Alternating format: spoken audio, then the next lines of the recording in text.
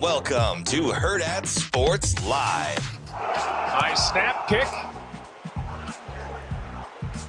is good. Hayward under center, he gets shoved. No signal yet, now it is. Touchdown Steelers. They go on top. Quick snap, Gainwell finds a little room over the right side. Survived a hit. And out of bounds. Try to go to the air here. Rodgers ends up, got his man. Touchdown, Marquez Valdez Scantling. He's the guy who deserves more playing time. On third down, got it to DK Metcalf. And fighting his way for the touchdown. Good morning. Welcome in Hurrdat Sports Live, presented by Centris Federal Credit Union. That's DB. I'm Ravi Lulla here at Hurrdat Sports Bar and Grill. What's up, DB? How we doing? I'm doing good. How are you? My head's above water, sort of, kind of. Above water is positive. Solving life's great mysteries. What's that? How far do I let my deodorant thing go down before I throw it away? Till it scrapes your armpit? And do I like adhesive or the fabric Band-Aids? Oh, like the plasticky ones or the Yeah. fabric ones? I'm a fabric one for sure.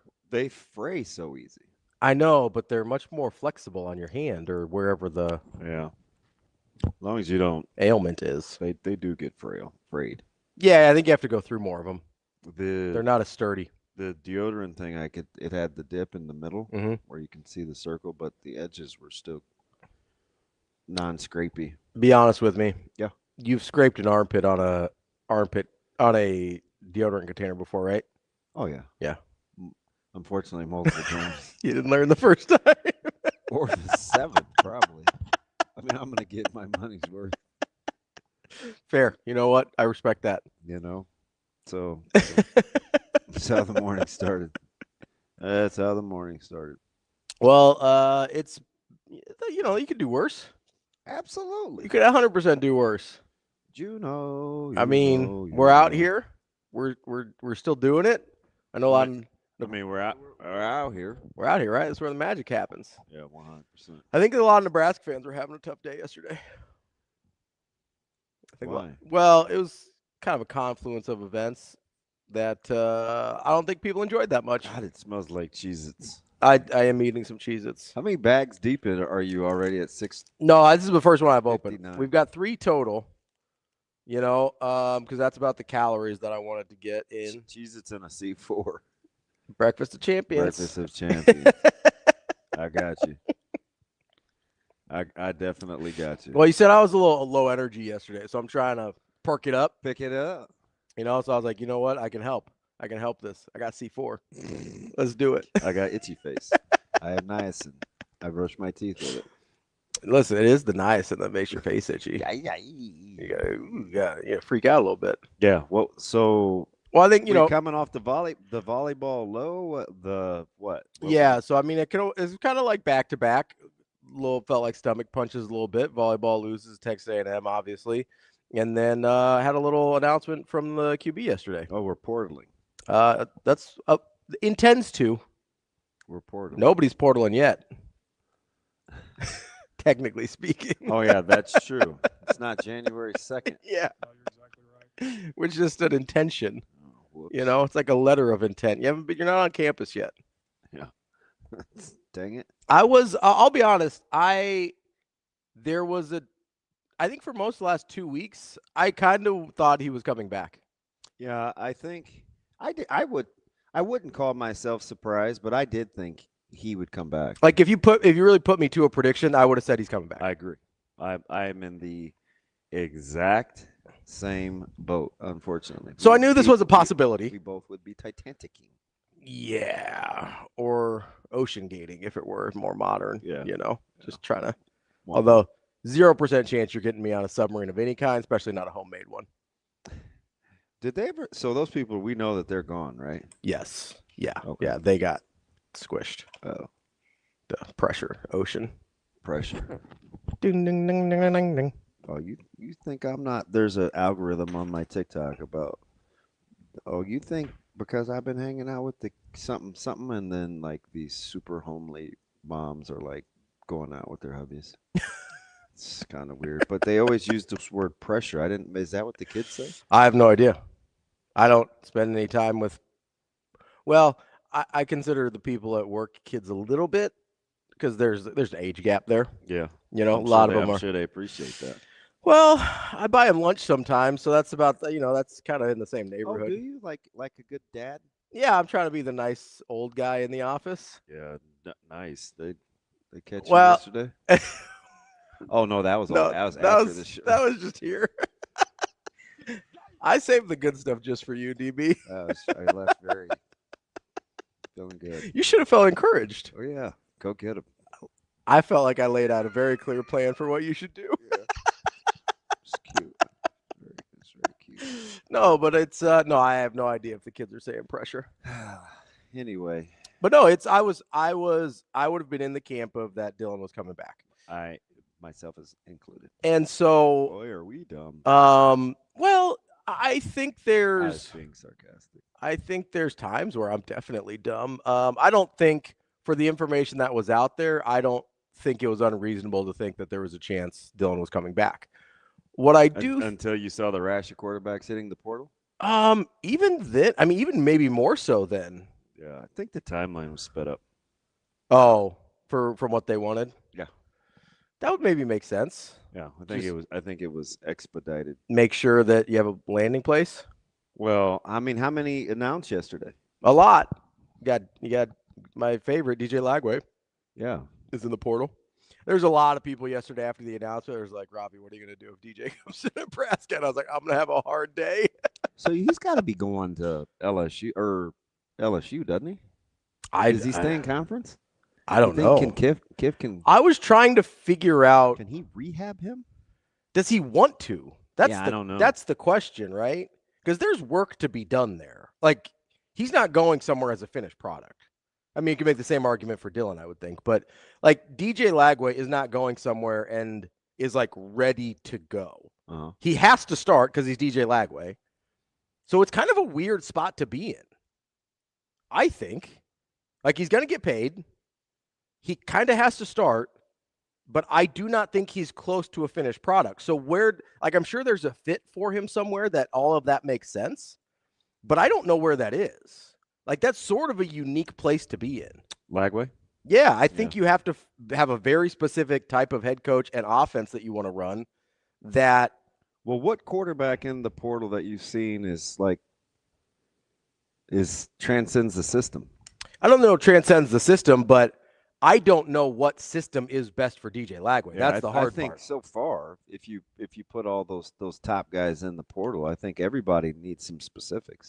I do too. I think I know what, like Sam Levitt, I know what his specifics are. I know what system he can thrive in, right? I don't know what the case is for DJ Lagway.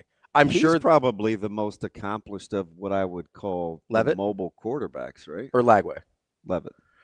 Yeah, I think so. I think he's the most accomplished quarterback in the portal. Like, I don't think there's a lot of debate there. Maybe Sorsby. Like, I think you know what type of system you need to run for Sorsby. But I look at Lagway and I go, I don't know what that system is. I guess that's my point, is I'm sure there is a version of an offensive system that fits what he's able to do right now as well as helps him grow. I don't know exactly what that is or who wants to take that on. Like, I think it's a little bit smaller of an ideal market. I'm sure lots of people are going to offer him. That's not my point. I think it's a little smaller of an ideal market for him than maybe people realize. How much do you think South Carolina's ponying up? Oh, it's got to be a lot because there's been rumors about him to Miami for months now. Oh, yeah. So, I mean, I saw the little TikTokers. You got to, I mean, he's probably got to be north of $3 million. Yeah. Yeah. Like, and again, is South Carolina in a place where, that's good for him as a quarterback in development? I don't really know. It didn't seem like it was this year.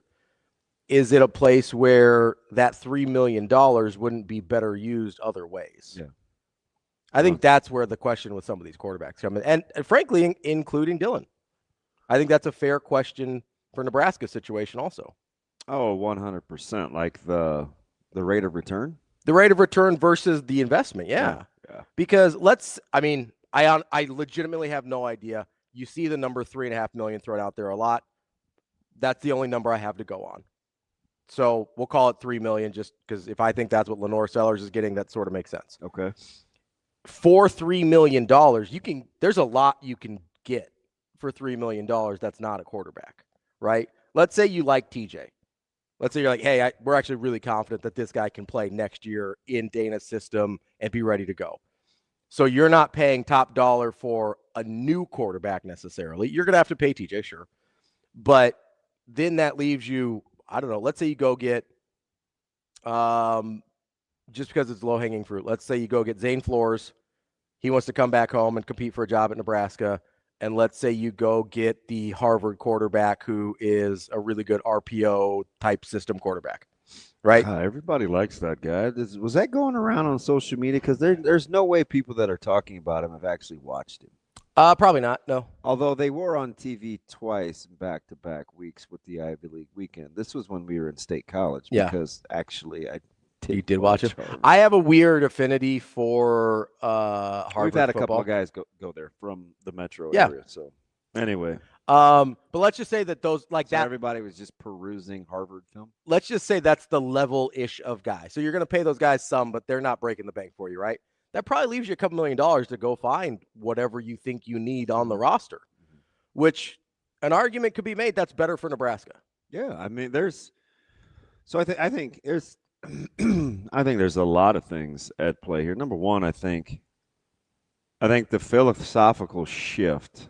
I'm going to keep going back to this because they won, and so we kind of glossed over it. But I just being around the vibe, I think Minnesota was obviously the catalyst for a lot of philosophical change. Sure. Yeah. I think the emotional shift happened at UCLA. And I think it happened for multiple angles. I think so Nebraska figured out, okay, we can play a certain way if we do this. Mm-hmm. It's not even so much about the quarterbacks. This is just my opinion. Yeah, absolutely. It's not even so much about the quarterback style. I'm just going to go back to the free to be me thing. Mm-hmm. I talked about it all week. I talked about it during the bye week where there wasn't just the pressure, and it's subliminal sometimes, even as accomplished as Holgorsen is. There was always kind of this underlying thing of, hey, Dylan's this. People think he's that. He's a 5-star this. We have to make sure that we accentuate what the narrative is out there. That's what I think. That makes sense. But I've said this isn't like you've said that for a while. You said that in real time. This isn't super revisionist, or I'm just like, the whole.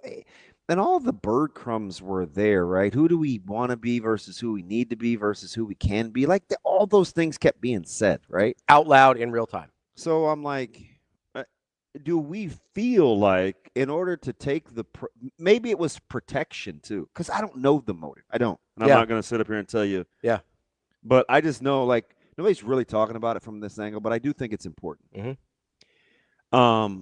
Just the freedom to just not have to prove a guy's value or worth to anyone. You just go out and play ball. Mm-hmm. Right? So they just went out and played ball. And they saw some things. They knew TJ was still young and unpolished and all those other things. Lots of work to do. But I think from an emotional standpoint, there was this. Like, take a deep breath. Yeah. Just didn't have anything to. Because when you're connected to somebody, it's like I want to put you in the best light possible to keep you feeling good and safe about where you are. Mm-hmm. So sometimes it was, well, he's supposed to be this, and we think he's this, and we think he's this, and we think he's this, and I think they succumbed a little to making sure that was the case, and it's not even Dylan's fault. No, I don't think it's anybody's fault, really. That's what I was saying at headquarters during the infamous show, where I'm like, he didn't ask for any of it. It's not what he said outwardly. He didn't like misspeak or why am I echoing? He didn't misspeak or say anything bad about Nebraska. It was just this this thing where when you're not winning and he's the most visible thing and it's a singular idea, he gets the singular focus. Sure. So then you try to protect the singular focus. Yeah. No. He is developing. He is a good quarterback. He is the 5-star we got. But it wasn't popular when I said it. But I'm like, listen, man, it all happened too fast. The star rankings, the junior year, the senior year, like he had a lot of work to do. But he had the star-studded number and the star-studded last name. So you come with that. Like, that just is what it is. Like, you can't apologize for that. Everybody's happy. And Nebraska was better when Dylan was playing quarterback. You can't I don't even know if there's really an argument to be made there. They had their 2 best years in a decade. So you have to set that part aside. But, Dylan didn't bring it on himself. No, it's kind of just what comes with. And so yeah.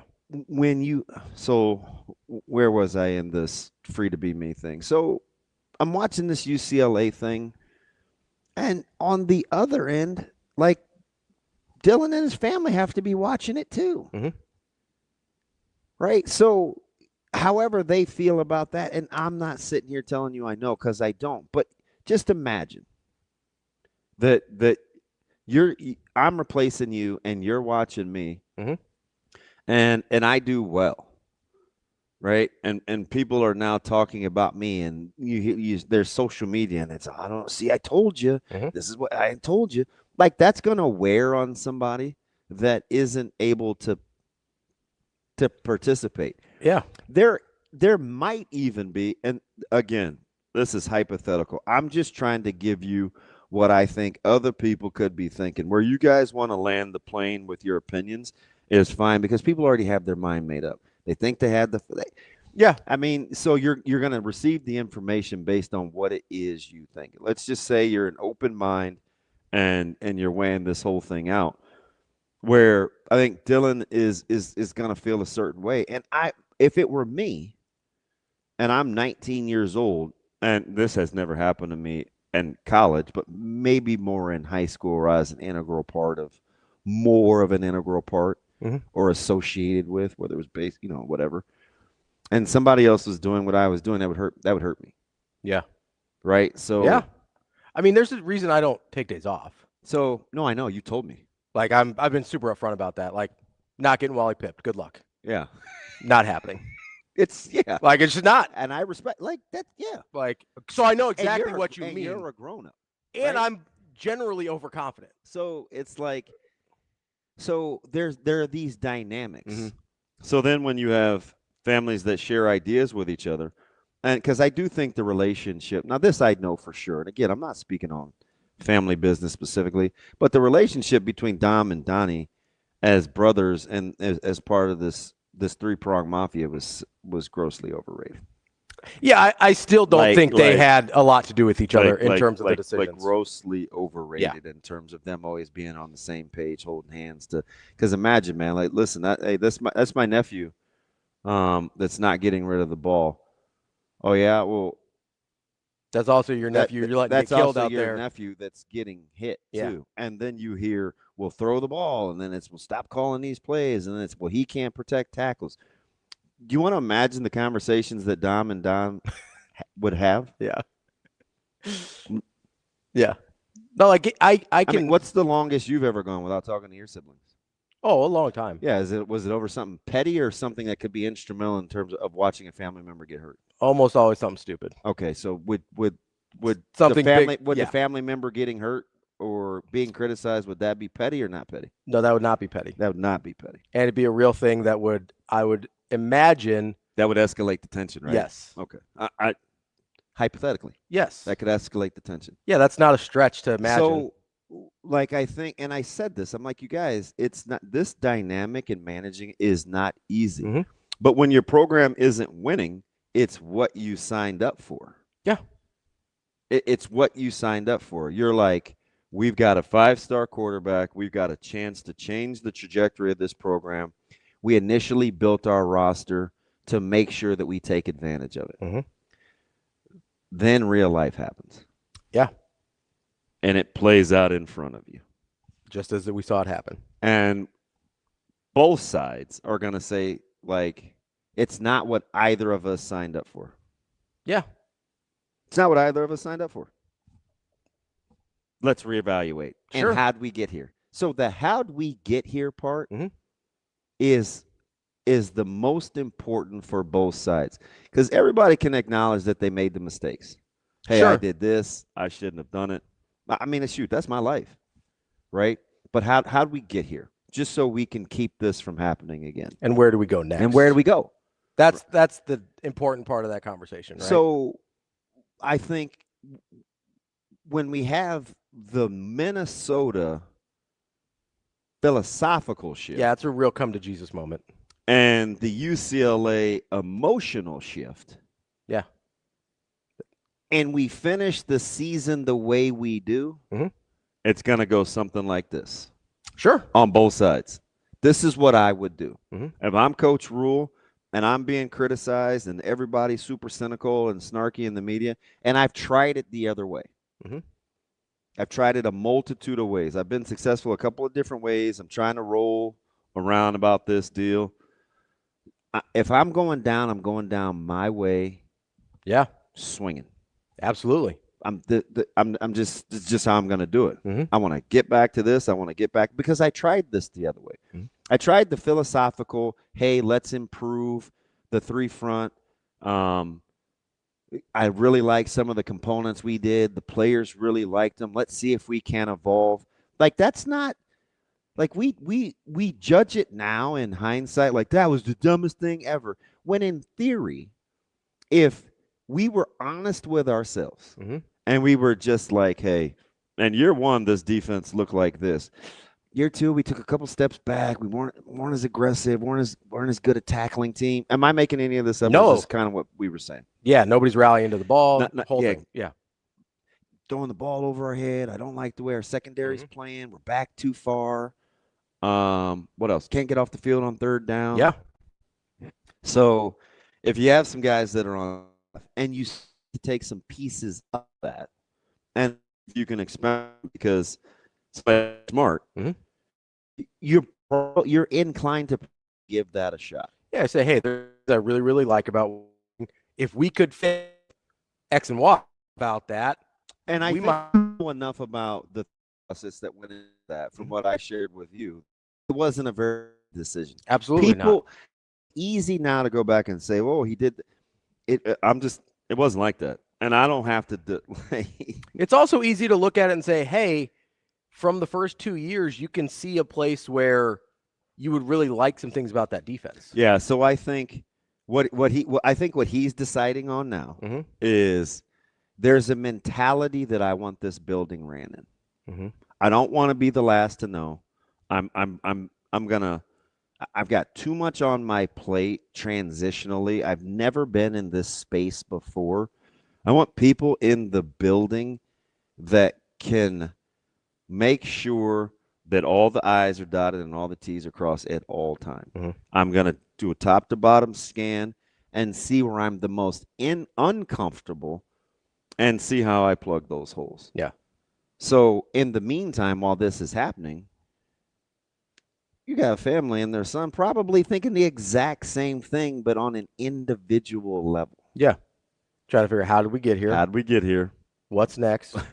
How do we get to where we want to go? Yep. And is there anything when you color in that diagram that overlaps? And if there's not, you see what happened yesterday. Then a guys to go situation. Or if there's honestly, even if it's just, hey, not enough of this overlaps, right? Because I don't want to say none of it overlaps. Yeah, just not enough. The juice just wasn't worth the squeeze. Because we're not having if Nebraska's, let's just say they win 2 more games, we would reconcile in our head what we've seen, even if it looked the exact same. Let's say USC and Michigan go their way. We're having a very, very different conversation, right? Yeah. Because you've got the 2 ranked wins. You're 9-3. You're in a way different bowl and game. You could have lost to Penn State the way you did, and you could have lost to Iowa the way you did. And we feel way different. You feel different. We feel a little gross about how it ended, but we feel way different, right? Yeah. So that, I think, is a very reasonable, and I don't think attributes any negative motivations to anyone. There is another way to read this, just for if you believe some of the reports that have been out there, there is another way to read this. And the reason I'm going down this path is because I killed a different guy last year for doing what I think this could look like if you believe certain reports. And so I'm trying to be consistent here.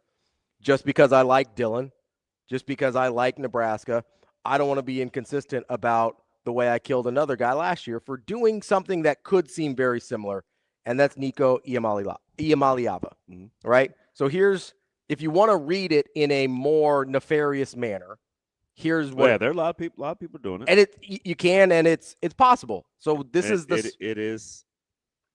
I think it's plausible, right? Like, and here, so no, I don't know what you're going to say yet, Yeah. but I'm saying another way to look at it is plausible. yes, yeah.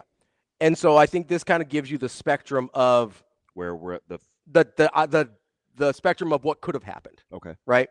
So if you want to read it in a more negative light, you can start last year with reports that Dylan and family, or whoever you want to include in that situation, were shopping services to try and get a better offer, try and get more money, try and get a better situation, right? You start there. That sounds eerily similar to not just Nico, but basically every quarterback. I don't think that's an unusual situation. Are you like, hey, if we're going to go through this and I want it to be worth this number. Okay. Or so whatever. Is this from 1 to 2? Yes. So this is this is last offseason. Okay. So you say, hey, this is kind of what it looks like. Maybe not what we signed up for. For me to continue being here, it probably needs to be worth this number, right? And if it's not worth this number, we're going to explore other options where we can go and not have to feel like we need that number for it to be worth it, right? So that's where you start. Then you move into this offseason and you kind of get this tension, it seems like, between the offensive coordinator or offensive game plan and what the quarterback and the quarterback's family feels like their skill set is. Very similar to the Nico situation last year, where it felt like Josh Heupel wasn't accentuating the things that Nico thought he was good at. You can make the same argument. I think you would make the same argument that maybe Dylan's skill set and Dana's offense aren't a perfect fit, right? That's not a stretch by any means. So you've got the potential shopping around. You've got the misfit a little bit on offense. You've got, I believe, still even a little brother situation between Iamaleava and the Raiolas. Don't know if that has anything to do with anything, but it is a little weird that it happened twice. And then you have this situation where it sort of all comes to a head, and Nico ends up leaving Tennessee. Dylan ends up leaving Nebraska. Here's the other part of this, and I don't know how much this matters, but it did cross my mind, so I'll bring it up, because we talked about this a lot last year with Nico and his dad, because it seemed like his dad was a very visible part of that situation. We've talked about, not just you and I, the entire fan base has talked about Dom and his influence on this situation a lot over the last few weeks. And something you told me last year that I think I knew, but it hadn't really been put to me in such plain English, is that in Polynesian families, a lot of times the father's influence is maybe more outsized than in other cultures. And obviously the Raiolas are Polynesian, the Iamaleavas are Polynesian. And so I kind of put these things together. It's like, listen, if I was going to kill Nico and his family for the way that I thought they handled the situation last year, if you want to read it in a negative light, there's a lot of similarities between that situation and this situation. So I don't necessarily think that's what happened. But if people read it in that way, I really can't get mad at you for feeling like either A, the family was trying to exploit Nebraska, or was just in it for the top dollar, or whatever your negative conclusion is from that set of circumstances. Because I made that exact same conclusion from Nico last year. And where did I land on that? Do you remember? Yeah, you're mad. I was mad, and I wanted Nico to make his own decision. If it was as much about the dad as we seem to think it was with Nico last year, and I don't know if that's the case to the same degree. I'm just making the Polynesian connection there, right? Maybe it's more, maybe it's less. I genuinely do not know. What I will say is, if it is the same, I would have wanted the same from Dylan. And maybe this is what Dylan wants. I don't know. Maybe that was what Nico wanted. I don't know. But if I think the circumstances are similar, I kind of have to treat them the same way. Yeah, and no, I'm with you, and that's fair. And I think even, with my relationship with Dom or the family or or anybody else in this situation, at the end of the day, I'm riding with Nebraska. Yeah, absolutely. So I said this 2 weeks ago. I said it a month ago. I said it last week. I don't care who plays quarterback at Nebraska. I don't. I think Nebraska feels like they're going to be fine either way. And you can say that and think that and still think that they were a better team with Dylan. It doesn't hurt anybody's feelings. But when you ride, if you're riding with the brand, then you're riding with the brand. And I think Coach Rule has to put his money where his mouth is when he says things like, I mean, basically, it's his fiduciary responsibility, man, to put the university, that team's success first. And so if he's going to take a look in the mirror and he's going to evaluate top down, and he said that it's top down, it has to start with the tone that he sets philosophically. And philosophically it's been, hey, I want to be a really good fiscal spender. I was stingy with Pritchett. I was stingy with Spindler. I get the name, guys, but we're going to need a rate of return to or because I'm just addressing your part about the money. Absolutely, yeah. Or, listen, this just isn't the standard that we both wanted to achieve. So let's sit down and relook at how we got here. That may have been a conversation that didn't have anything to do with money, but philosophically wasn't the direction you want to go. Because when you say things like, hey, I think this offensive system, this offensive line deal, this offensive line deal is not like conducive to how we want to play it, or jump style or pass pro or how we sit, or I just want it to fit better. Because in year one, I told you we were sitting in the lobby at the hotel in New York. This is me, Coach Hogo, and his son, and he was saying the one thing that made it an easy transition, because he had only been there 4 weeks, a month, 5 weeks, right? Yeah. He said the one thing that made it an easier transition was the fact that Donnie and Sat worked in sync. Yeah, they're on the same page. So it took a lot of the attention. He didn't have to put it there. Which I think, and I don't want to put words in your mouth, I think that's part of the reason that Dana sort of stuck with a lot of the things that Satterfield was doing last year. It is. Because people asked a ton this year, why aren't we seeing Dana's offense? Why aren't we seeing Dana's offense? Why aren't we seeing Dana's offense? And I'll be honest, I wanted to see Dana's offense too, but we say that. What is it, though? I think we just meant like more. I mean, I'm not putting you on the spot. I just hate like. So when I say it, what does that look like? So when I say it, I do think people mean a little bit more mobile quarterback. I think they want really quick reads. I mean, when I think of an air raid or we're not doing the air raid though. I mean air raid concepts. I'm not saying a full air raid offense. Yeah, but he's not rocking with the air raid. Okay, so we're not afforded that luxury. I don't. And maybe that it's like, who said it a couple years ago to us? Was it Amazing Ding Dong? I'm not sure. He was like, well, if you guys are going to argue, can you make sure you're saying the same thing? This is how I feel about the starting point with Dana and the offense. Like, when we say, when is it Dana's offense, what are we talking about? What I'm talking about, what I would like to see is everybody says it. Quicker reads. Okay. Get the ball out faster. A little bit more design QB run. And having some more options and putting is this like Whedon? Is this Keenum? Is this honestly Geno Smith? Like, for me, I think of my favorite ones are like Keenum and Geno Smith. Case Keenum and Geno Smith. Like if I want a Dana offense and I want it to look like the peak performance of that, I think Case Keenum and Geno Smith. Like those are the guys that are off the top of my head. Okay. I like that. I think that's what people want when they think, hey, this is the guy we thought we hired. And I think stylistically he was doing something different with that this year. What's his philosophical offense have anything to do with putting a guy in pistol versus sidecar? I think the philosophical part of it for people watching, myself included, is it seemed like that seems to work better, right? I think so. Then do that. We don't need historical reference as an OC.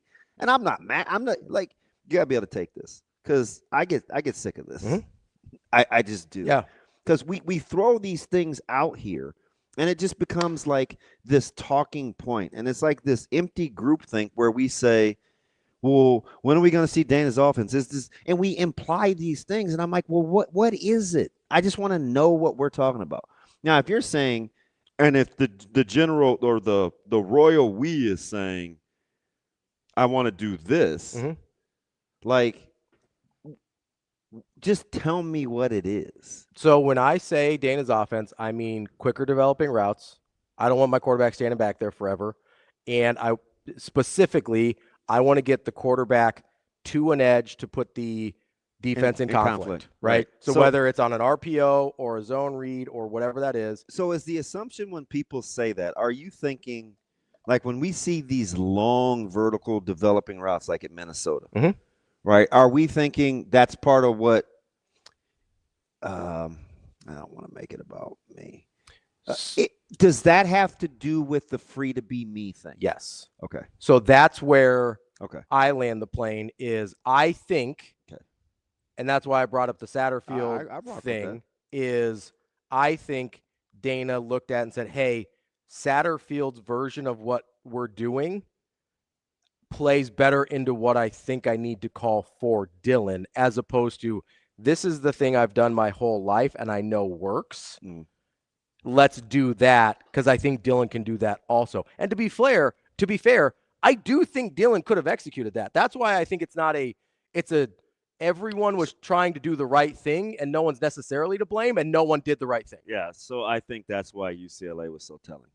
Absolutely. I think that's 100%. I agree. I think watching UCLA caused a lot of feels. Do you think on both sides? Do you think Dylan could have executed that game plan at UCLA? Yes. I do too. So I think that's where the conflict came in. Because again, Dylan didn't ask for any of this. I believe that. Yeah, I believe that. It pisses me off to no end to hear people say like this. Like Whedon was different than Geno, and Geno was different than Case. It's like those those guys weren't, at least like Whedon and Geno weren't running the ball. No, but he did get him to the edge a lot and put defenses in conflict. Okay. Like he put them on the move, even if they weren't running. At least you're, a little more specific. But people keep regurgitating it, and it's like, is anybody going to say what they'd like to see? Yeah. So what I would like, which is what you said, yes, right? Yeah. So I think that's where the conflict came in, right? Because I think we saw UCLA and we go, okay, that's a game plan I think Dylan also could have executed. And it looked a lot more like we wanted it to with who was calling plays. Okay. I think there was that tension, not intentionally. I think there was that tension between who Dana thought Nebraska needed to be, what he felt comfortable with in terms of historically how he liked to run plays and what plays he liked to run versus what he felt like he needed to do to not just accentuate Dylan's strengths, but also like there's a chance you look at Dylan and you go, okay, I think he can do this thing better than the thing I coach well. And I think we also ran into that with the offensive and defensive lines a little bit is, hey, I think maybe these guys can do these things, but that's not what I coach well. Listen, I think so. I want to go back to something we talked about early in the season or before the season even started. And again, this isn't one of those things, this hindsight. And I said, this is going to sound strange because I'm not trying to downplay a 5-star quarterback. Yeah, I remember this. I said, but the less we talk about quarterback play, the better this team will be. You remember that? Yeah. The less we talk about quarterback play, the better this team will be. And I'm saying a couple of things in that. Number one, it takes the family name dynamic out of it because it was unhealthy and it was toxic. We manipulated it, talking about it to drive all these. I mean, that's why Sip lost his mind on the other show, right? Yeah. Because the family dynamics it was just getting intertwined into what we wanted to put out there. We see it in this chat all the time. right? The comments about the son. I mean, just so the less we talk about the quarterback, the more we could make it about just actually what was going on. Number two, that means that you're moving the ball in such a way that isn't so quarterback centric. Mm-hmm. That's what this Absolutely. team means. Yeah. Number three, if you're moving the ball in a way that isn't so quarterback centric, that means you're introducing offensive line play and getting your skill guys involved. Yeah. Because I think you had pretty good skill guys. I agree. Right? So the more that the quarterback became the discussion of how these guys want to play, it just fueled everybody's fire. If you hated Dylan and you never liked him and you bought into the Mafia family thing, it fueled your fire. If you loved Dylan and you wanted to see better, it was, well, when are we going to see Dana's off? You know, like it framed the toxic discussions based on what we wanted our vantage point to be. And I'm just telling you, this is on the surface, and I don't know yet because I haven't seen it. I haven't seen new coaches like coaching game, right? So, but on the surface, based on what's said and who I'm seeing being hired, it is there. Even though it's going to be year 4 with this daunting schedule. Mm-hmm.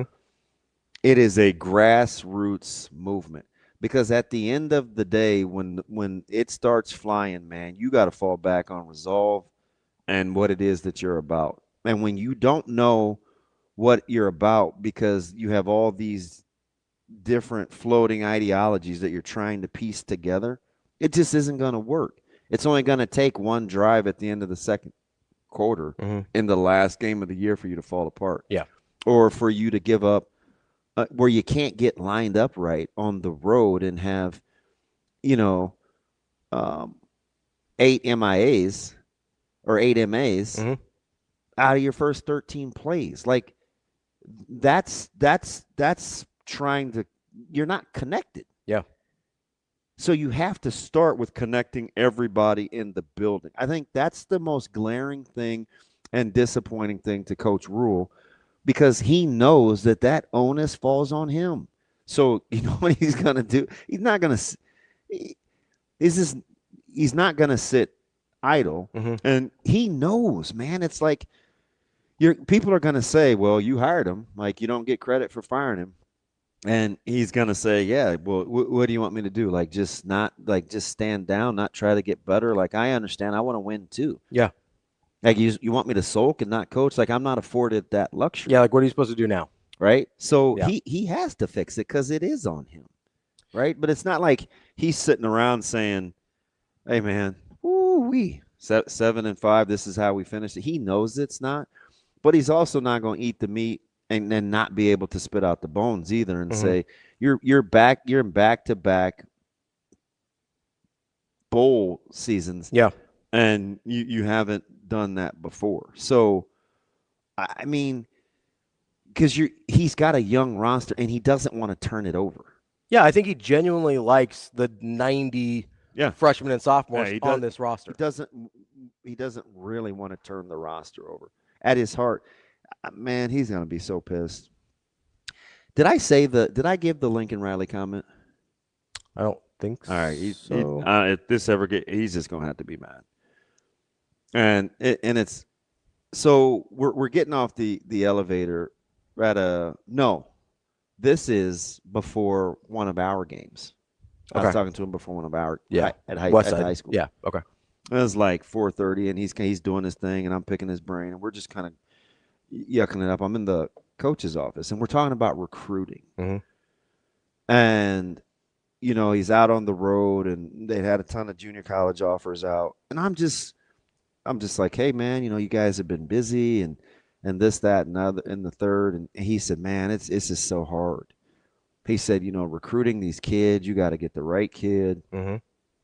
You have to get the kids that don't need their trainers or their mom's uncle or their cousin's best friend down the street to come with them. Like, it's hard to find these kids now that just want to play ball. And he said, at this rate, like, I got to get the right guy even if it means going 8-4, I'm not going to have the gray hairs basically of being some of these other coaches. And he named them. Yeah. But I'm not. Yeah. And be selling out. He said, I'm just not doing that. Yeah. Not doing any hand holding. Just kind of let me know, like, if I appreciated that. Mm-hmm. Because I still think, and call me naive, man, I still think that's how they have to win. I agree. No, I agree. That's how this team has to win. I agree. It is who you can consistently go get. It's a clear target, and you like your development. Mm-hmm. I agree, 100%. So I don't have any problems with that. I was actually like, man, got some conviction. I've seen people wilt. Oh yeah, early. I've seen a couple. Yeah. One we cheer our brains out for still, and he gave in because of the pressure. Mm-hmm. And then he started talking about ready-made. Yep. Need more ready-made, and I'm like, this what this place does. Mm-hmm. Like, but it's hard. It's hard to be patient here. But here's the thing. And here's the thing. This is why I'm going to ride with him. And you guys can throw out his record against winning teams and all. I mean, all the little comments. Mm-hmm. I'm rolling with the guy that is going to compete and not give in because it's popular. The narrative is popular. Mm-hmm. Like I like somebody that's going to see it through. And I just think, like, hey, you want to play us. You want a certain mentality in the building. Mm-hmm. You went and got it. You want to play a certain way. You've seen this long enough, right? Mm-hmm. Where about how you can offset while you're supplementing getting the skill. You know now. You know what you have to do to be able to hang in there. It's got to be repetitive. It's got to be messy, and it's got to be ugly. So you got to be able to find guys and have guys coach it where it's repetitive and it's ugly and it's messy, and you have to have the result. So it's like that's what you need in the building. Those are the guys you need in the building. Those are the guys you have to go recruit. I'm not mad about 10 guys coming in the high school class if it's the right 10. Yeah. Go 10 for 10. Yeah. With a roster that has the youth that it does. And however many guys you end up getting out of the portal. Then you go 10 supplement because you've talked about wanting the opportunity to shoot your shot in the portal if you want to. Mm-hmm. You just want the opportunity. You want to be in the game if you decide to be. Because at the end of the day, he still knows he's got to win to make it attractive. Because how bad do you think he wants a guy that's just about the money? Oh, 0%. He's seen that before. 0%. He doesn't want anything to do with that. And neither should we, to be honest. Neither should we. If I don't know, man. Because here's the thing that I landed on yesterday when we're doing this whole Dylan thing, right? Is I've got no hard feelings towards him.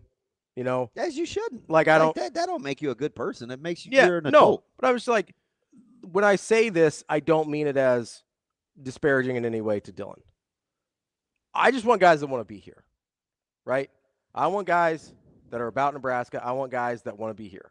So if that's not Dylan, cool. Good luck. Hope you do well, right? Go get whatever you're looking for, whether it's money, whether it's system, whatever it is. I don't know. I have no idea what he's looking for. Whatever it is. Good luck. I hope you find it. But I want guys that want to be here. So if that's TJ Lateef, awesome. If that's somebody in the transfer portal, awesome. If that's whoever, if that's Ja'Cory Barney or it's not Ja'Cory Barney, whatever, right? But I want the guys that want to be here.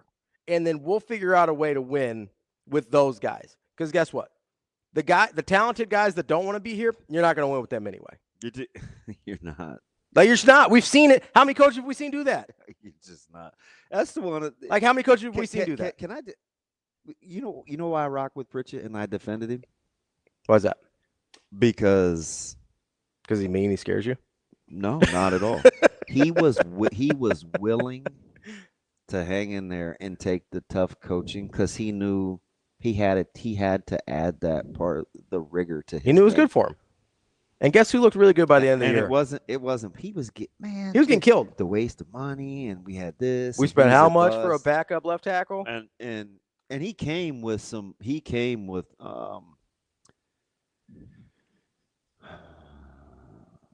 some.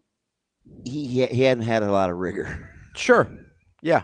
But there was a lot of expectations. And he had a tough coach. Yeah. And he had a tough group that asked him to do a lot of things, and he hung in there, and he got better. Got a lot better. That's why I defend him. Yeah, he looked pretty good by the end of the year. So, like, you can find. My point in saying that is you can find talented guys, but the thing that it's why I asked the same. It's why I asked Pat Stewart and ruled the same question about if you knew you could find an eval ingredient. That is can't miss. What would it be? Yeah, what are you taking? Yeah. Like, you're going to hit on this particular trait 100% of the time. Pat Stewart said the guy that can function under duress, basically like a nut cutter. Yeah. And Rule said he said he's going to take competitiveness. Yeah. He barely let me finish the question. And I said, oh, you want to think about competitiveness? Again, I think deep down, those are essentially the same things. If you're competitive, you'll get through. Like, you'll be resilient. Speaking of ready-made, do you guys want to get to Wyatt here real quick? Yeah, let's get to my man Wyatt. As we bring Wyatt up here in about 10 minutes, we are going to have a very special guest. Lexi Rodriguez is going to be in studio here with us. But let's get to our friend Asian Wyatt here. Wants to talk a little Dylan and coaching. What's up, Wyatt? Wyatt.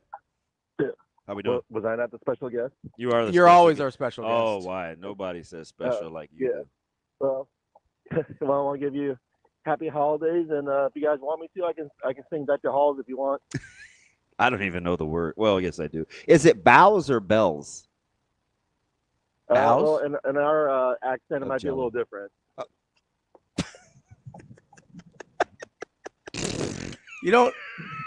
Yeah, I don't think you pronounce anything different with a Midwestern accent. Wyatt? Yeah.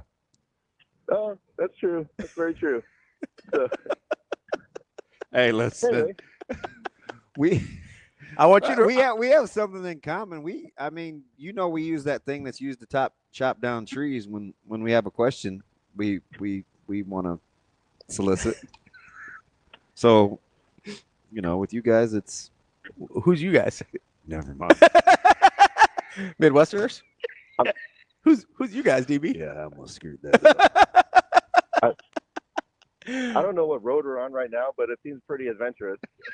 Wyatt, I would like you to send us. Hey, did you read Choose Your Own Adventure books? This would read, say something that could be inflammatory, even though it's a soft landing, or play it safe and not be funny. I'm going to play it safe and not be funny. And stay employed. Yeah. But end of journey. What's up, Wyatt? Wyatt, I will say, I think you should send us a voice memo of you singing your favorite Christmas song. That's just, that'll just be a nice little fun treat. While you're between me telling and this DB. story, I'm doing the Deck the Halls lyrics. Go ahead, Wyatt. What's Okay. up? Okay. Anyway, so yeah, my question. I might have a potentially like a dumb fan question, but I remember early in the year, I can't remember which game it was, where Rule said after the game that we're not telling Raiola coverages, that we're training him to be an NFL quarterback. Mhm. And so my question is that common amongst colleges, or is that a mistake in terms of like benefits to the team overall? I think in hindsight it was a mistake. Okay. I think it was a mistake. I think we fast forwarded, but that goes back to kind of my free to be me thing, where it's like, You feel I like get an that that's what obligation. there's this subliminal pressure to hit on a 5-star quarterback, right? So you try to fast forward the development, even though his high school career says that he needs time to develop, right? So he was caught kind of in a little bit of limbo, which is why I like to be mad at Dylan. I said this, to be upset with something he said or did is, I think, wrong, because he never said anything detrimental to or about Nebraska. Some of this was just a product of what he was raised in. Circumstances. I mean, it's just circumstantial. So it's like, I don't know. But, yeah, I think fast forwarding and giving him the keys in year 2 and I think that was just a little much. And I think they think it was too now. Yeah. Is that something they're going to do with Latif or or do you think they're just going to do it the same or differently? Oh, it'll be vastly different. I mean, I think everything about this program, even in year 4, is like nitty-gritty grassroots. The young guys will try to build on what they already started with, doing hard things and, and being able to repeat it, because they do have a really good young competitive group. And that's kind of how they've come up. They don't really know any different. So I think they're going to double down on that and then try to supplement it with where they need immediate help. All right. Sounds good. What else you need, Wyatt? I can say hi to Shane. Yeah, that'd be nice. Everybody always says hi to Shane. Have a good day. So you remember how you got on me about Penn and Pan and Jen and Jen and what else? Just me. Sure. It wasn't just me. That's true. That's accurate. Why do I want to ask this question so bad? I don't know if I should. Go for it. You can text it to me. You got my number. You can say something positive. I'm gonna. You can say anything once, DB. Go ahead. It's no fun over text because I can't hear you. Yeah, let's do it. Go ahead. No. You can say anything once. No. Come on, DB. I'm gonna send you the TikTok, Wyatt. You sent me an Instagram one already. I'm disappointed right now. That's my dude. Disappointed. Like that, like. All right, Wyatt. I'm gonna stay and play just one more hour. Get through this interview, this live interview with Lexi, and then I'll be good. And that wasn't me on Jeopardy, by the way. Wyatt, we appreciate you. Incredible. Hope you have a good holiday season, and we'll talk to you soon. So, to land the plane all the way around here. Yeah. The situation you described with Dylan coming in, highly touted, highly talented, probably not ready, is the same situation I was describing about DJ Lagway as a transfer portal option. Highly talented, highly touted. You have an obligation for it to work out with him. Probably not ready yet. Now, I think Dylan has progressed in 2 years way more than DJ Lagway has. Was it D.L. Hughley that had the skate? Wasn't ready. I think it was. I think there's... You wouldn't know. You don't watch the brothers on television. 2 years difference. I think there were a lot of similarities between Dylan's initial recruitment and DJ Lagway's now. Lagway.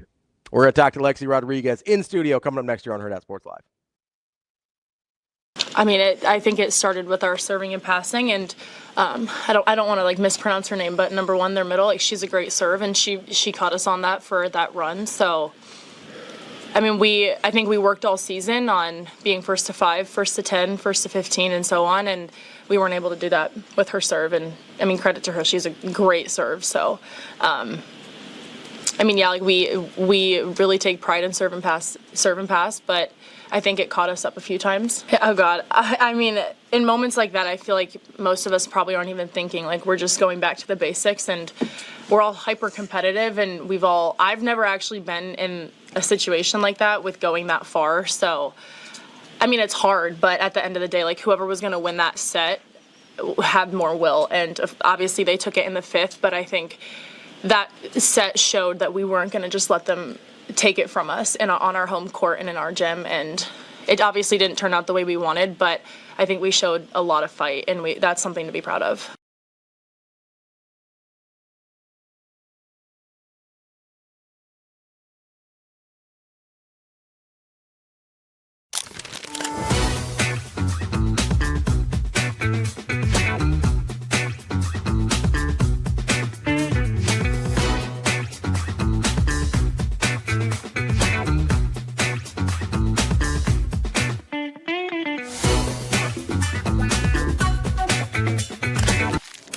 Aspirations can drive us.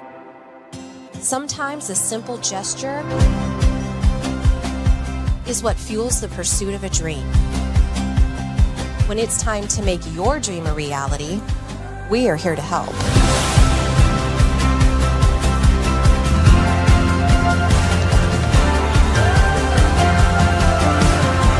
Centris Federal Credit Union. We are where you are.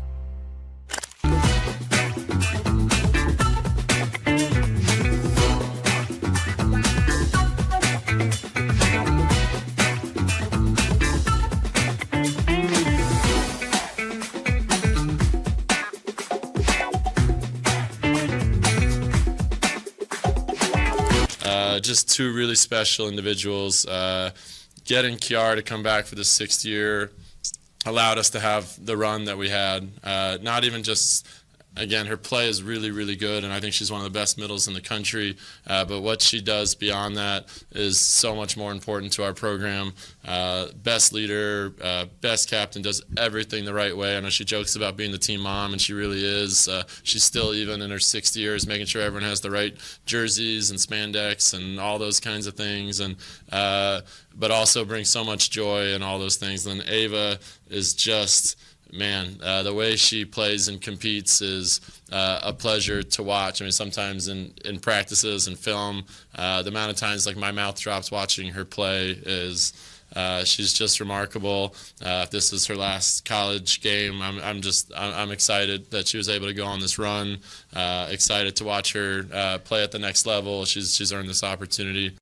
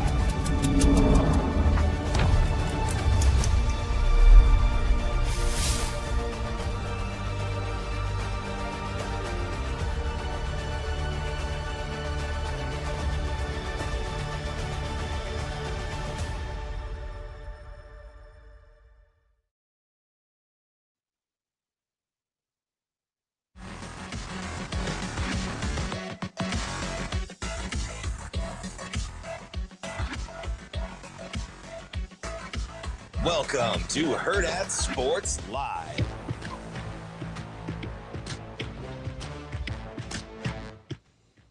Welcome back, Hurrdat Sports Live, presented by Central Federal Credit Union. That's DB. I'm Ravi, Lulla. We are joined now by Lexi Rodriguez, former Husker, and maybe more importantly today, co-founder of SheSports. Lexi, how are you this morning? I'm great. Good to be here. Wow, you got a voice for radio. Do I really? The raspy thing. I got a good rap. That works, because even in post games, I was like, oh man, she's moving to kind of captaining things out there. So I always thought like you lost your voice. Yeah. No, That's all natural. organic. Okay, There you all go. right. It's perfect. Off to a decent It's start. better than my voice for radio, but that's okay.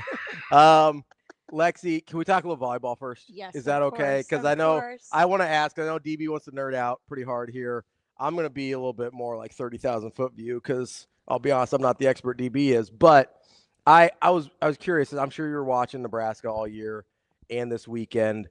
Like one of the things I kept thinking about as I'm sort of processing what happened, right, is obviously you come to Nebraska to win championships. Like that's the point. Yeah. And the expectations are there as well.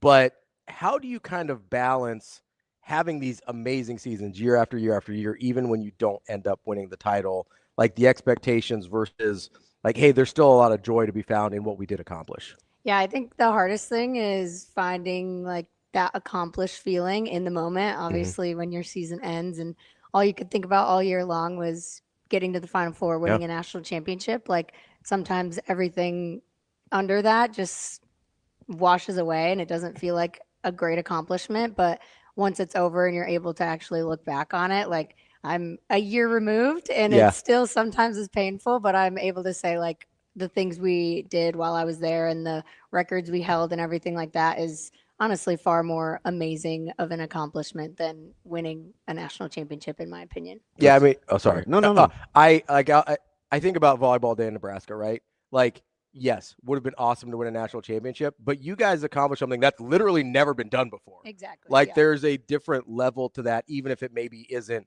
the goal you set out for. Yeah, for sure. All right,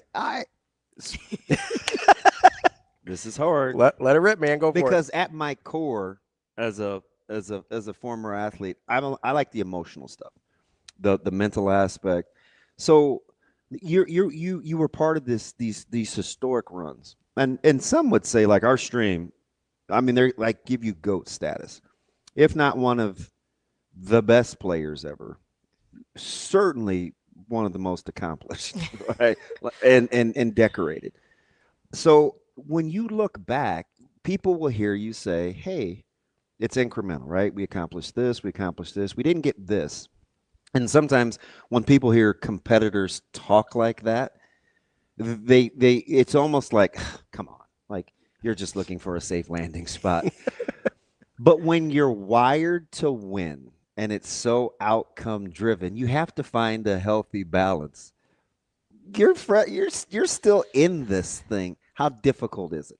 Yeah, I mean, I can't even lie. It's probably one of the most difficult things. Like the loss itself is like one thing. Like, yeah, it hurts and it's like painful in the moment, and you just like you really just want to like go back and change it. But like I think the hardest part is like the days after, and like just like that almost like identity crisis a little bit. And like I'm 50 and I still have it. and like for me, like my senior year, like that, I can't like sugarcoat it. Like it was really hard, and like going straight into a pro season, like I was at a complete like, what am I doing? Like That's like my interesting. whole past like 5-6 years, even because I was recruited when I was young, so it's like my whole like a decade of my life was like Husker volleyball. I want to win a national championship, and then December, whatever, 2024 just ends and it's out. I moved out. I start a new team. I'm never going to like wear a Nebraska jersey again. So I think that was like, especially when it's your last year, like it's really, really hard to cope with. But at the end of the day, like as an athlete, you got to move on to the next thing. You can't really like sulk in one moment for too long. I am a little bit of a volleyball honk. I'm the guy that at one point said Andy Jackson may be the best athlete on Nebraska's campus, and I don't care what the gender is, right? Like I just kind of my reverence. So you're watching this team on like it play out. It's playing out real time. You're talking about depth. I mean, you were the glue, right? I mean, the captain. Well, I mean, you gotta allow me to say something. Like when it was go time, man. It was where's Lexi? Now this team was different, right? Built with a lot of different pieces. Some will probably point to Bergen. I get it. Mm-hmm. But a lot of movable parts. And we saw that work throughout the course of the season. When you get to a certain stage, does somebody have to be the bell cow, or is it team specific? Do you like a go-to in situations like that, or do you see something like what this team is doing work from wire to wire? I think it's a mixture of both. I think when you like this team, I think had so many people who could be that. And I think maybe it was like, okay, we maybe just need like one or two people who can like really step up in the moments and like not put it on like, oh, some people are going to have good days and bad days, and whoever shows up today, like it's going to work out. Like I think you need to kind of have some people that you can really rely on. But on the opposing side, like it's not beneficial to have like one go-to all the time, because there's days where people are off, and like obviously you don't want to have a bad day on like an important one or when it matters the most, but like it happens. It's sports. Like you're not going to play good when you want to all the time. And so I think having that balance is really important, and having like maybe one or two people who, when the time is like coming, you're like, okay, I know she's game time. Like she's gonna bring out her biggest weapon like when it matters the most. I think that's valuable to have. When you're talking about you're watching this game unfold, and I remember talking to Coach Cook when we were on like campus, and him studying like the men's game and taking time away and kind of reinventing himself. And you know, I think he'll tell you that Lauren kind of made him a little, I wouldn't say soft. Softer. Yeah, okay, you can say it. Thank you. I would say laid back, maybe a little. It's such an explosive game, right?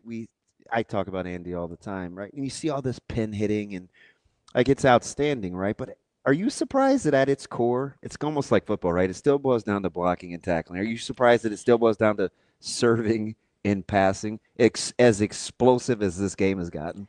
A little bit, yeah. Just because, I mean, if you look at the men's game a little bit, like you mentioned, it's very different from the women's game. And, like, yes, serving and passing is still really important, but I think it gets a little, like, put to the side a little just because of how, like, physical they are. And, like, sometimes it's like, okay, if you don't have to really pass really good, if you have someone who has this vertical out of the gym and, like, whatever. But, like, with women's games, like, especially when you get down to, like, you're playing a team just as physical or just as, like, has just as many key pieces as you do, like, it does come down to those little small pieces of serving and passing. What do you think? What makes passing so difficult, in your opinion? Oh gosh, I think one part is like it's the equivalent to saying just tackle him. It's like, just pass it, just pass it. the ball. It's so Right? easy. Isn't it weird how we're very It's like there's some moving parts here. Yeah, yeah.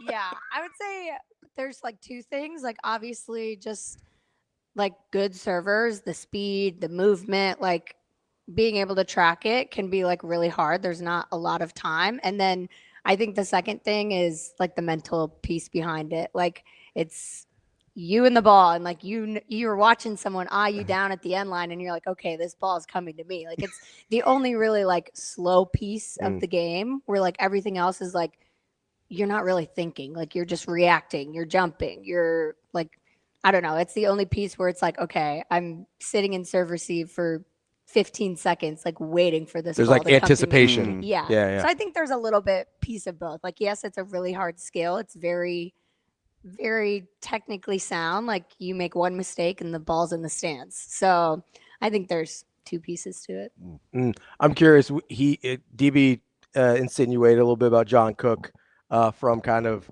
where he started to where he ended up. I'm curious over your time at Nebraska. Talked about maybe him getting a little softer, a little gentler. How you could see it? How, yeah. I was in real time, did you kind of experience, and what was that like experiencing him sort of changing as a coach and as a person? Cool.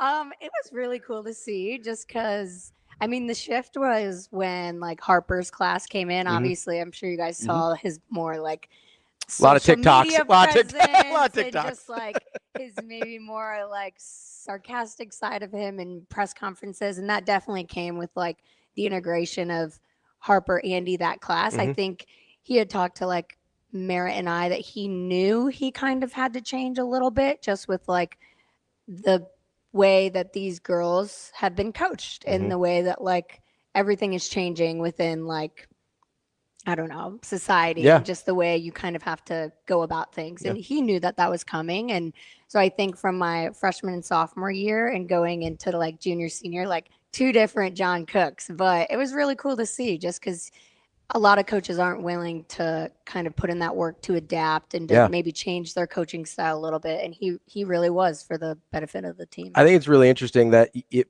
felt like it was intentional on the front end on his part, not a reaction to, oh, they're not receiving a certain style of coaching. Well, he knew ahead of time that you're like, oh, I recruited this type of player. I need to coach them this way. Yeah. That's super interesting to me. I don't think I ever would have anticipated that. I know. It was really cool to be on like the other side of like, oh, okay. Like, and he would like talk about the things he was going to do and incorporate. Yeah. And it was like, okay, like this is going to like, I think we knew like, okay, this team's going to be a lot different than what we had like my sophomore year. And so, yeah, to see him kind of be the leader of that was really cool.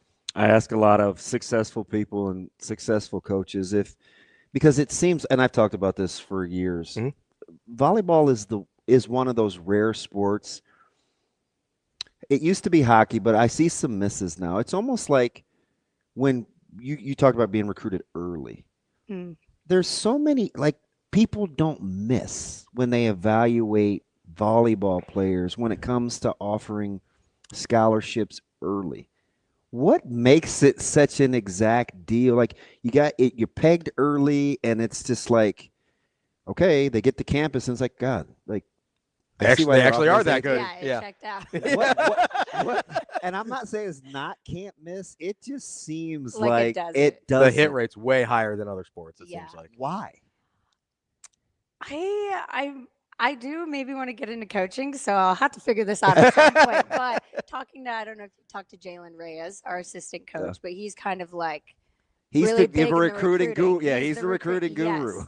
And I've like picked his brain about it like a lot, and like I think a lot of it comes down to, like, for hitters, obviously, there's like certain things, certain mechanics where it's like, okay, if you are taught at a young age how to hit a ball and generate power, like that's not going to change. Where like some people aren't taught maybe the right way. And then once you get to college, it can be really hard to change that and really hard to produce more power. So I think for hitters, like that was one thing I've kind of learned from him is that like if you have the right technique, like Harper Murray, for example, Andy Jackson have beautiful picture perfect arm swings. And it's like, okay, you can get them stronger and they're just going to like keep doing the same thing with more power.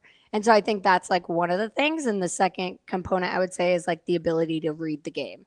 And I don't know how the coaches can see that, but like when you watch people and it almost looks like they're doing things in like slow motion, like they make it look easy. And Jalen had always said, like, we're just looking for people who like make the game look easy and not like make like all these crazy things or whatever. Like there's an extent to like being athletic and like just being able to see the game. So this maybe kind of morphs into SheSports, which is part of the reason, most of the reason why we have you here. I'm just nerding out over these kinds of things, though. But so if you have to pick something that's not physical, and you want to play in 2026 going forward, you said you want to coach, right? So you're looking, you're looking for, if you're gonna pick an attribute that you can't see, but you'd like to be able to recruit, and you want to be successful at the collegiate level, what's the attribute? Like, so non-volleyball. It's not height. It's not arm angles. It's not serving velocity. What's an intangible? I would say probably two. I would say like teammateship, especially for volleyball. Like I know some sports, maybe it's like you want someone who's like real nitty gritty, like competitive, but in volleyball, like you need every key person to like come together to get one result of a product. And that's, I think, really unique about volleyball. Interesting. And so like you really have to find people who like fit into the culture, the team vibe and stuff like that. So I think like teammateship and being able to tell like, okay, who on the court is like a good teammate coming into the huddles, like communicating with their team, like doing stuff like that, because that's important in this sport. And then I would say the other one is like how they bounce back from failure. Because at a young age, resiliency. Like at a young age, if you're taught like, okay, I just shanked a ball, and then the next one, like I'm looking my teammates in the eye and then I dime it. Like just seeing that, like being able to be like, oh, okay, this person's like a baller. Like they in high pressure moments, like they're going to be able to stay composed. Kiddos, you hear that? Be resilient. So not always rainbows and butterflies. You brought up something there that I think is really interesting, because we talk about this a lot with different sports, because me and DB are weirdos. But so we talk about like failure rate in sports a lot, and like in individual plays. So as I never played volleyball, but we talk about baseball, huge amount of failure in baseball. You have to be able to be resilient and get past it, right? I like to play tennis, huge amount of failure in tennis. You got to move on to the next point, get past it. How much is, you talk about resiliency, do you think people appreciate how much failure on a point-to-point basis volleyball players experience during a single match? Like how many times you have to be like, oh, screwed that up, got to get right back to it. Like, because if I'm just watching it, until you said that right there, I had never really thought about it. It's like, oh yeah, they probably do things they didn't want to do a million times over the course of a match. Scoring. Yeah, exactly. Like, do you think people every point's a mistake usually? Do you think people appreciate how much that is a part of the game and how much that actually occurs? Yeah, I think it's like just how there's always something happening, and it always ends with like someone's doing something good, but someone is also doing something bad, and it's always like that's what makes it, I think, so like competitive and entertaining. But I also think like to your like point of like the standard in volleyball is like even within those rallies, like there are things that like we're failing at during the rally that we have to like, okay, like this ball is coming back. Like, how do I do it better in this? Like before the point at the out of system stuff. Yeah, the out of system stuff. Like there's just, it's so precise, and you have to get locations like to an exact point to almost like make things work. Because you can fail in the moment and still have a chance to win that point. Yes, exactly. So it's like that constant battle of like, oh, I just effed that up. Sorry, but no, I mean, we're not on the radio. You can say whatever you want. Say whatever you want. mess that up, and then like, but we are still like in the point. Like, Yeah. I still have this a second and a half later to like make up for it, but then it's like vice versa. Like, you could mess it up and then lose the point. So it's just like there's this constant like. You just gotta live in the next point. Like, just you keep really going. can't focus on like what just happened. There are so many. I played in the early '90s, and there are so many rules changes in the game of football that I'm like, oh, I like that. Oh, I don't like that. Can you imagine ever seeing your sport without rally scoring? Like, I think there's a lot of new rules, right, and a lot of replay stuff, but I think rally scoring changed. One of the most fundamental changes we've seen in like a major sport, kind of ever, right? I mean. I know. I couldn't imagine Only being able to score when you serve. Yes, that would be crazy. Like, think Honest, about. it sounds terrible. Think about the game. Yeah. Like when they were going 37-35, it was just side out. Like no one was really until 37-35. Like no one had gotten a point when they were serving. So like I could not imagine how long those games were.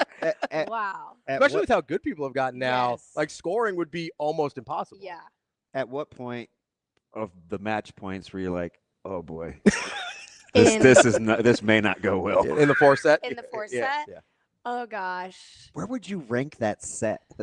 In your short tenure. I've never been in a match that long. Never. And even listening to Harper, like I wasn't sure, but even she was like, I don't think I've ever been in a match that long. Like it just, obviously I've been in extended matches and vital times where it's like must win sets. And like, I can't even like put myself back into that position because it's almost just like you kind of black out. You're just like, your body takes over in that moment. And it's like, there's no like thought. It's just like.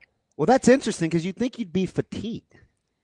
Yeah. I don't know. Like you almost have to like disassociate a little bit, right? A little bit. And it's like usually in the beginning of sets, it's like have so much thought, but then like once things really hit like do or die, it's like the adrenaline, everything. It's just like, okay, like I'm not going to lose. And you could see it from both teams. Yeah. It was like relentless. Like they were not going to lose the set. But I don't even know if there's a comp. Yeah, I really don't. PKs, maybe? I mean, I'm a tennis nerd, but like before they did the tie breaks, when you would go and you'd keep playing the games in major finals, like there's one with Roddick and Federer and like 08 Wimbledon, where they're just going back and forth on service games, that it just keeps going. And you're like, somebody has to win at some point, You could tell right? they were spent, right? The body language, but maybe it's that place that they could go to that you're talking about where it's like. Disassociate. You're like, okay, my legs are exhausted, but like something's keeping me going. But yeah, I would say in between, it was like Nebraska had always had the set point, and then it like switched to A&M around like the late 20s maybe. 25, 26. A&M had the set point, and I was like, oh crap. I like stood up. I was starting to sweat. I was like, this is not good. This is not good. And then they like brought it back. And then I was like, okay, the momentum's coming. They had to save the 3 match points. Yes. Yeah. You could tell how loud it was. I was like, okay, they're going to close this out. I could feel it. It may be too fresh, but at what point did you appreciate A&M's mental toughness? Oh, man. Was it when they jumped on them early and honestly the first couple sets? Like I'm just curious, like when did you think, uh-oh, they're here for the long haul? So they went up 2 sets, and I was like, okay, I think everyone's going to give Nebraska their best shot. It's something we've always said. Like, they're the number 1 team in the country. You're going to get the best from someone. And I was like, okay, they'll have a chance to reset. They'll come back. Like, they'll be fine, is what I was imagining. I think everyone was imagining. Yeah. But, like, obviously, like, A&M has been in a lot of 5-setters, a lot of like big matches this year, like close matches. They've won, they've lost some, whatever. And so I think I kind of like could see like, okay, they have 9 seniors. Like, they're not just gonna lay over and give it to Nebraska. Like it's gonna be a battle. But I think, being able to walk into an arena like Devaney and someone's home crowd like that, and you could tell they were confident from the right off the rip. It was pretty cool to see and special for that team. I think just never being to not being to a Final Four in a really long time. Ever. I think ever. Like it was really cool to see, honestly. But just sucks that it had to be against Right. Nebraska. It's like they could have been playing Kentucky or somebody. Come on, man. Exactly. We got to talk about SheSports. Absolutely, yeah. Right? Yes. Let's do it. yeah. Volleyball. Why? Again, it's part of your. It's got to be part of your personality, Yes. right? You're just an ambassador, and not just an ambassador for the sport, but ambassador for women, right? Yes, Like yes. that's pretty. Trying. Yeah. Talk to me a little bit about it. What birthed the idea? Yeah, well, like my co-founder, this has been in the works for like 2 years. So when I was in college, obviously, I think it was after the Memorial Stadium game when we were like, wow, like volleyball has such a like power that can, it can reach so many people, so many young girls. And so we kind of like planted the seed a little bit. And I was like, okay, yeah, like we'll see, like we'll keep talking about it. And then obviously once my college career ended, he was like, okay, like let's actually see how we would want to put this together and what it would actually look like, and kind of had those conversations about the important pieces to put in it and how we want to incorporate like college athletes and stuff like that. And then it just started to come together. And then, we were contacting athletes and making sure we had the right resources in the app. And then it all just came together. So tell us about what the app is and what your goal is for it, right? Because I know it's not really a social media platform, but it is a place where people can go to and sort of share some experiences. Yeah. So it's not social media, but it's a content platform where we have NIL athletes, basically female athletes that are able to post content of their own, or the users on it can like ask these athletes questions. And then it's supposed to be that more like relatable, personable piece where they can like ask these athletes like direct questions about real life scenarios and situations that you don't always see on social media. And I'll like firsthand, I'm not going to share my deepest, darkest secrets on like social media, but if these young girls are coming to me like on this app with help, like they need help, they need feedback, they need advice, like I want to be able to, this is a place where these athletes and these young girls can go, and like that can all be a collaborative piece. And I think it's been really good so far, and to see just all the like, a lot of the questions are behind like mental fitness and confidence and stuff like that. I think it's going to be important for like the years coming. But I think our goal, to answer your other question, is to just make this more like nationwide. Like right now we're just pretty focused in local. Nebraska. Yeah. Shoot, I had a question, but listening to it's a good thing I try to listen. That's fascinating. Yeah. Because you're young, especially in your like the business space. I know you dabbled a little bit in the NIL world, but as decorated as you are, as successful as you've been, all the accolades. I mean, top 1% of winning some awards, right? It's there, and everything else is here. Yet, how quickly you want to connect with here, where and if you're not on the stream, I'm talking about back in this 99.8 space, to be relatable. The rest of us, yeah, the normies. Interesting how you never really allowed yourself to get to that 0.001% from what your passion is. You stayed in the 99.99 to give back immediately. That's fascinating for your age. Yeah, I don't know where it comes from. I don't know. I just think my whole You do know how easy it would be to leave us 99.9%ers.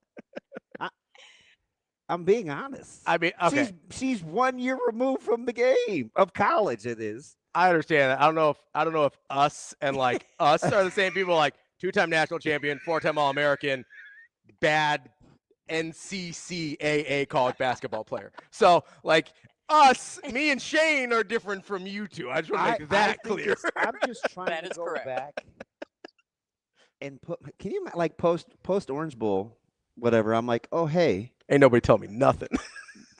I think like I want to invest in other. I want to invest in other college athletes. There's like no way. Yeah. I think for me, like a lot of my career, and like still, it's hard to kind of grasp my head around out there. The 0.1001%. It was like really mind blowing. Like I didn't understand why like these things were happening to me, kind of, and like I understood I was doing well on the court, but I was like, really, you I mean, guys think I'm? we're talking rarefied air. That's like the But, like, it like was- the biggest understatement. It's like, oh, I knew I was doing well. I knew, but like seriously, like you ask even my coaches from that time, like I didn't always like believe that I was like that deserving, and so like yeah, it was really cool, but I was never gonna get to a place where I was like stepping in that, and I'm like, this is me. Like there was just so much more that was like put into it, and I knew I wasn't like doing it alone. And then I think at the same time, like at Nebraska, you're kind of given this amazing platform. And then I was always at like a crossroads of like, okay, what am I going to do? Am I just going to post me dancing on TikTok for like the rest of my life? Or like, what am I going to, like, what am I going to do? And so I think like when I was kind of having these conversations with him, I was like, if this is what like I imagine it to be, like, this is kind of exactly what I want to do with like my platform and like to give back, if I'm being honest. So I know mental health is a big part of the goals of this platform, right? Yeah. You've got mental health experts that will be part of it, making content as well. And it makes me kind of think back to a couple years ago, one of your teammates, Harper Murray, who we saw handle herself with incredible maturity and growth in this past weekend. But she experienced a lot of really difficult things on social media after that postseason her freshman year, right? Did that factor in any way, like seeing that up close and personal, to being like, oh, we've got to do better than that? I think a little bit. Even recently this year. Sure, yeah. Yeah. I think a little bit. Like obviously we were already kind of talking about it, but then like seeing that and just seeing one, how terrible honestly people can be online, and to like these young athletes who are 17, 18 years old, like they don't know what they're doing. Like it's such a vulnerable place. And then when you're in a spotlight like that, and like I don't know, I don't think people understand, like it's not an easy place to be in, where like everyone's always watching your move every single second and like judging and criticizing or praising, like whatever it is. Like it's a lot to handle, especially when you're that young. And so I think like, yeah, that's a big part of it, is that it's only going to get bigger in the world of social media and everything like that. And so like these young girls, I think, deserve a space to kind of figure that out and figure out how to deal with not just that, but like their own like confidence and everything like that. As you can tell, we're professionals. We probably should reset this talking with the great, accomplished Lexi Rodriguez, who is still great, but a former Nebraska. Do you want me to say Cornhuskers or do you like Huskers? It doesn't matter to I'm me. a Huskers what guy. Do you say? I'm a Huskers guy. I like Huskers. He says Skurs. It drives me. It makes me. I'm versatile. A You know, former Skur. Like, is that what you would say? not in that context. Yeah, four-time All-American. I won't even get into the awards. We only have another 2 hours. So, like, when you're operating in this space, I watch the interaction all the time, right? A couple of your teammates grew up right here. I watched them play. I love volleyball to begin with, and I would watch you with your team. I'm big into this with our, like, Coach Bolton baseball. I like the interaction. I like how guys. You talked about the huddle, so then I was like, ooh, you want to be a good team, because I talk about it all the time. I coach at the high school level, like being a good teammate. Not everybody can lead. Sometimes you have to follow. I would watch you direct traffic, and you talk to players, and sometimes you guys would like trade off who would do the talk. I would watch you and Laney all the time because you appeared to be polar opposites. Like it just from this, like we balance each other out. Laney for was sure. all over. You know, she's really excitable and you just I would watch the mannerisms, and I'm like, okay, so there's a natural gift there. At what point did you were just like, you know what, I'm gonna share this with the world in this female space, because I think did you think you were good at it, or did it just come natural to you? Like leadership? Well, like... I mean, just to make yourself vulnerable, like, because the people don't get that aspect when you lead. Yeah. They think it's like just this position of strength, but it's more vulnerability. Yeah. As I'm watching you kind of orchestrate the whole deal. I think that was very organic to me. Oh, that's nice. I don't exactly know why, but I think like leadership was really hard for me. And I was a captain my sophomore year with Maddie Kubik, Kenzie Knuckles, and I was like, I think I was just captain. I think they were just trying to like really build me to be a captain for the next coming years. So I was more there to, I think, learn and stuff. And like I have never been a very like vocal, like I'm the person who's going to speak up in like team meet. Like I was just never that person. Like I was very much someone who's just going to like sit, observe, and like if I needed to like say something, it was going to be very like one-on-one or something. Like I just never had like a really big voice, and Coach Cook was trying to build that. Yeah, because nobody's believing that right now. I'm just telling you. Like I was a mouse. Like I did not speak, and so I think it was like really hard for me because I was around these amazing leaders who just could vocalize everything, and so I think that's where that came into like that vulnerability piece was like, okay, I maybe don't have the voice to like hold someone accountable in this direct moment, but like maybe I can connect with them and like give them the feedback in a different way. And I think that's kind of where that started is I was like, I know kind of my strength and it's not this, but like maybe let's try and channel this and use that. And I think through my time there, like I really embraced that and was like, okay, this really is my strength and I'm going to like try and help this team and use it as much as I can. Is there anything about SheSports that you want people to know that we've missed? Oh I gosh. think the free part is cool. Yeah. Free is it's good. Free, Free is Yeah, always we're good. not- Free is good. Yeah, free is so good. Come on. I don't know. I think like for like parents' sake, like obviously like the kids probably want to interact with these athletes, but like I would want parents to know that like this is like it's free, it's safe, it's moderated, and it's just a place where their kids can hopefully go to get some advice, get some empowerment, and kind of help them in not just their sport, but hopefully just in life in general. And the cool thing is the access, right? We so sometimes we've made fun of certain players that have an affinity or grew up having a likeness or an appreciation for older players. No Mahomes jokes, please. I didn't say anything. But it's freeing to know that it's okay to have access to people of significance that are accomplished where you can kind of emulate and get advice if you'd like to in a healthy format, right? Like, you know where I'm going. But I think it's huge because like even when I was younger, but I'm sure like watching people when you guys were younger, like you don't have an understanding of like how they're doing what they're doing. Like it's like, oh, they're like so untouchable, they're so out of reach, but like It feels so far away. so far away. Yeah. So like, oh, I could never be them. And Big 3 doors down guy. and maybe some people are like, oh, I'm gonna be the next Patrick Mahomes.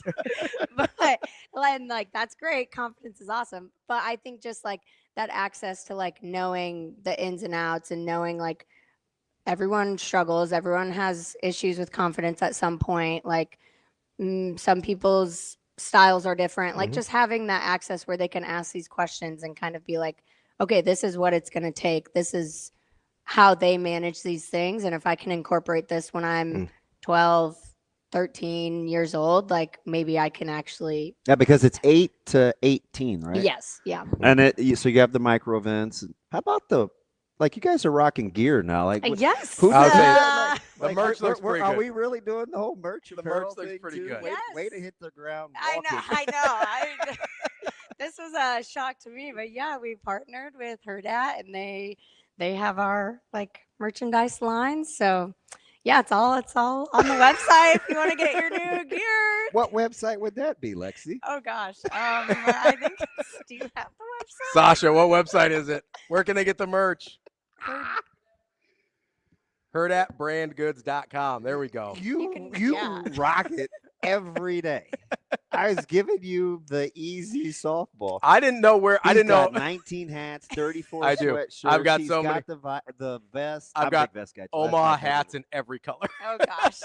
Yeah. All right.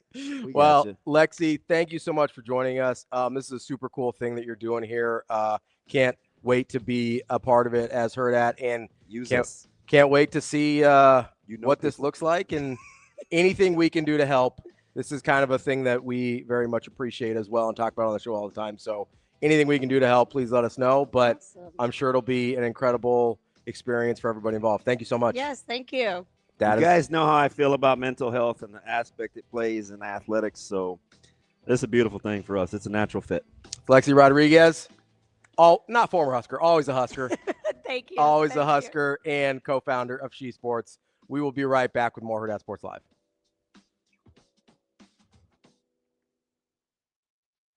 Well, she's watching Sam Hoiberg. I mean, I don't know. We watched that Illinois game, and he came away with a huge offensive rebound yesterday that kept the possession alive. And, I think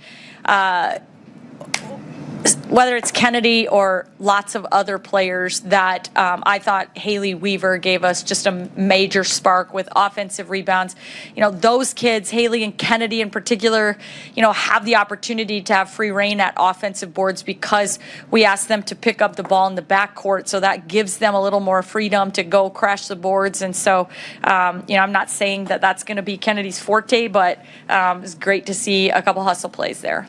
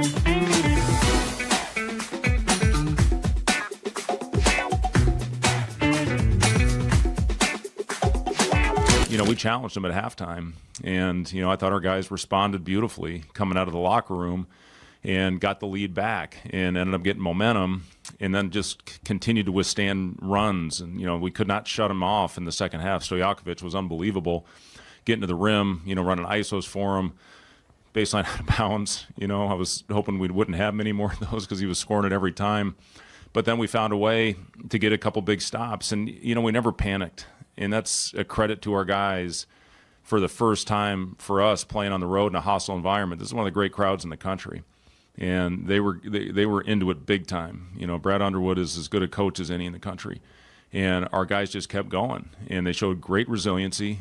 They never they never had their heads down in huddles. They had great body language. And, we just kept going out there. But, to play in this type of environment for the first time and withstand all the runs that they threw at us and find a way for Jamarcus. Last play, Robin, we drew up, it was either Sam or Jamarcus, whoever Boswell wasn't guarding.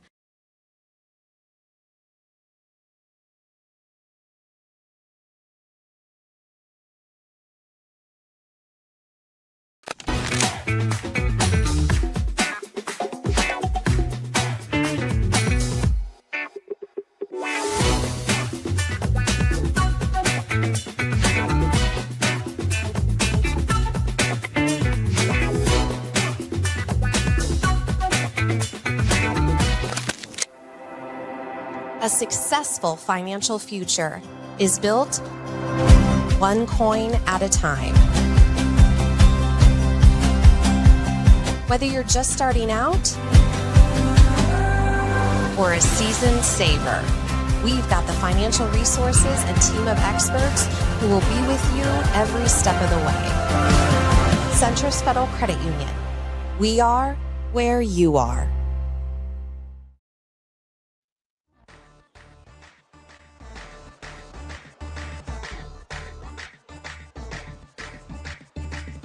You're listening to Hurrdat Sports Live.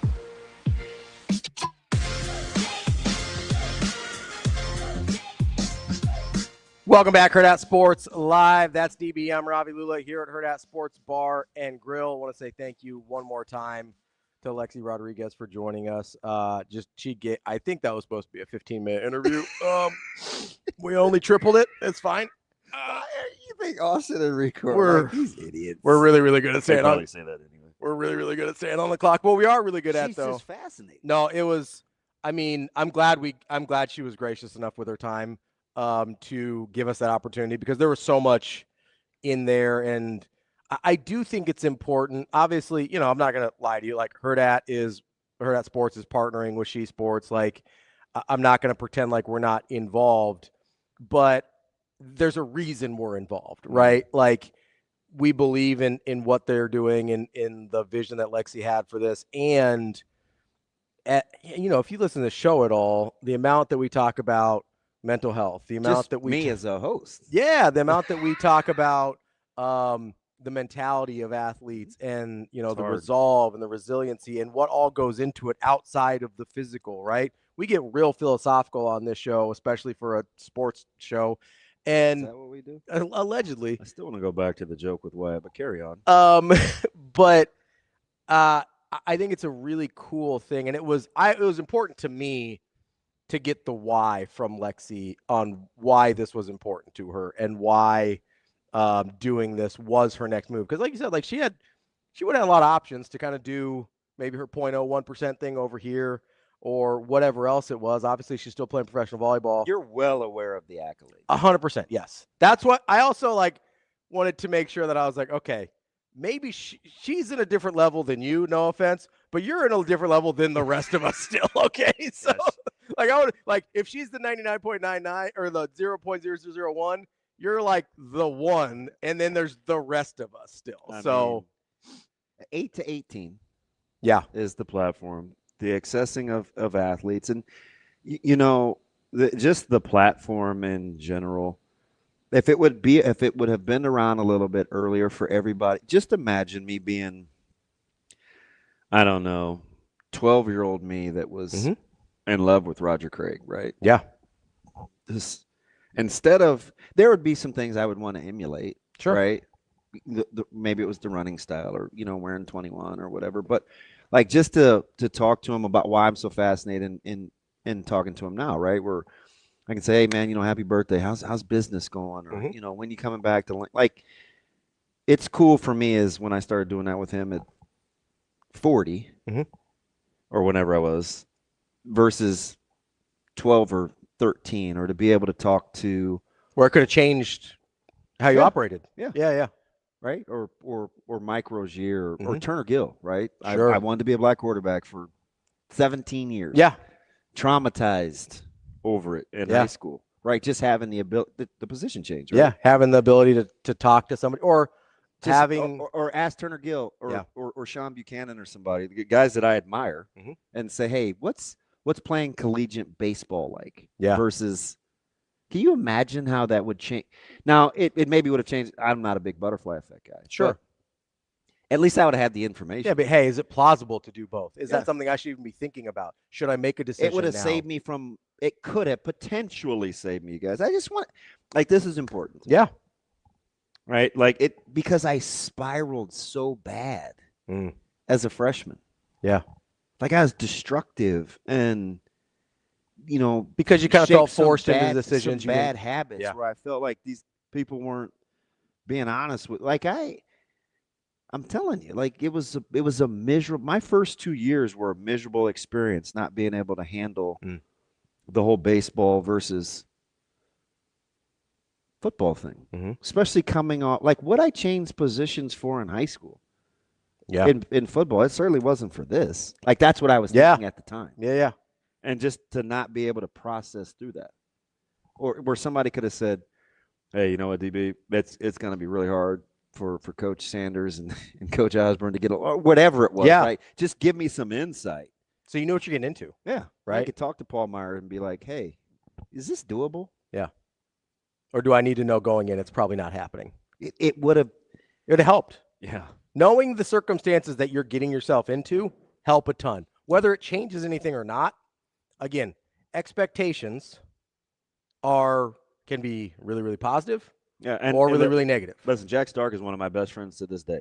Just sent me a message a couple weeks ago, and I maybe wouldn't have met him, so that's the butterfly effect. Yeah. But still, maybe you would have met someone like him. There's mental health experts on the app. Yeah. Maybe you would have met someone like him through this other process, right? My parents aren't coming to bail me out, right? Yeah. I think there's somebody you ought to talk to. Again? I come by it honestly. Yeah, it's so that's why we had Lexi on. I think it's a great opportunity. I think it's a great idea that she's had, and we're excited to be a part of it, and excited that she let DB nerd out on volleyball for a little bit there. So how about you got a chance to see her IQ though? Oh yeah, super bright. Like I'd never talked to her before. I'd never interviewed before, so that was super. Of course, I'm a press conference nerd, and I watch a lot of volleyball, so I just wanted to see what was behind there. Yeah. No, super impressed. Like I said, she gave me a little leeway to ask, in there, you know, and just seamless. Yes, yeah. So you can imagine how she'd be like with other athletes on the platform. And I do appreciate. I understand we're not necessarily, especially when you're in here in person and you can see how squirrely we are. Yeah. I understand we're not the easiest or most traditional interview that people generally do. So I do appreciate her ability just to kind of roll with it and be like, all right, I guess these guys are weird. We're just going to do this. It is what it is. Yeah, she handled it really nice. Way Better than I handle it. When you guys ask me questions. And you're used to it. You like freeze up. I say you're here every day. Like here so I don't get fined. Hey, you need to take care of your mentals. That's what I tell people. Take care of your mentals. And then you got to take care of That's not what I tell people. That's what Marshawn Lynch would tell people. And then you got to take care of your chickens. that too. Look at all these chickens. You know, it's like I was a huge Lindsey Krause fan. Yeah. Right? Watched her in middle school and high. Just imagine if she could access like as a ninth grader or a 10th grader or an 11th grader, like just to set the stage for what the expectation level is like heading into college. Well, and now people can I have a weird affinity for Linz, right? You do, it's yeah. Like, you do, yeah. Because I just know the cross, I think, potential generational talents bear at a young age. That's why I'm like, it's the only reason until the last probably 6-7 years why I came around on LeBron. Now I'm back out. He talks too much again, but like he had been such a good ambassador for what he was supposed to be. Yeah. That's the one thing I will always give him credit for is he almost answered the prodigy dinner bell. It's almost impossible to and he's probably the only one that's really done it, to have that level of expectations and not only meet them, or like for what he would have had to have done to exceed expectations, I could argue he has, and that's unreal, right? He was literally called the chosen one at 16 years old. But also to not really have any public missteps, right? He's never been in trouble with the law, doesn't have any big scandals out there. Like he's never, even Jordan had gambling scandals real time, had rumors of affairs, had whatever, like alleged all these things. LeBron, the worst thing LeBron's ever done.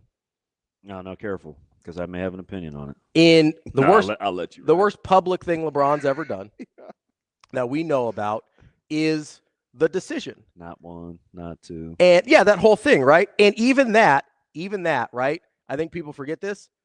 In that horrible PR mistake, still ended up donating $2 million to a Boys and Girls Club in the process of that. We forget about that part of it, right? I get you.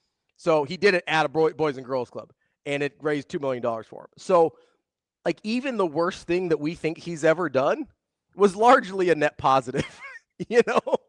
Got the desired outcome. So I look at it and I go, that's the thing I can never take away from LeBron. Even like aesthetically, I don't love his game. I think he's super corny cheese ball. Like he's not my guy, right?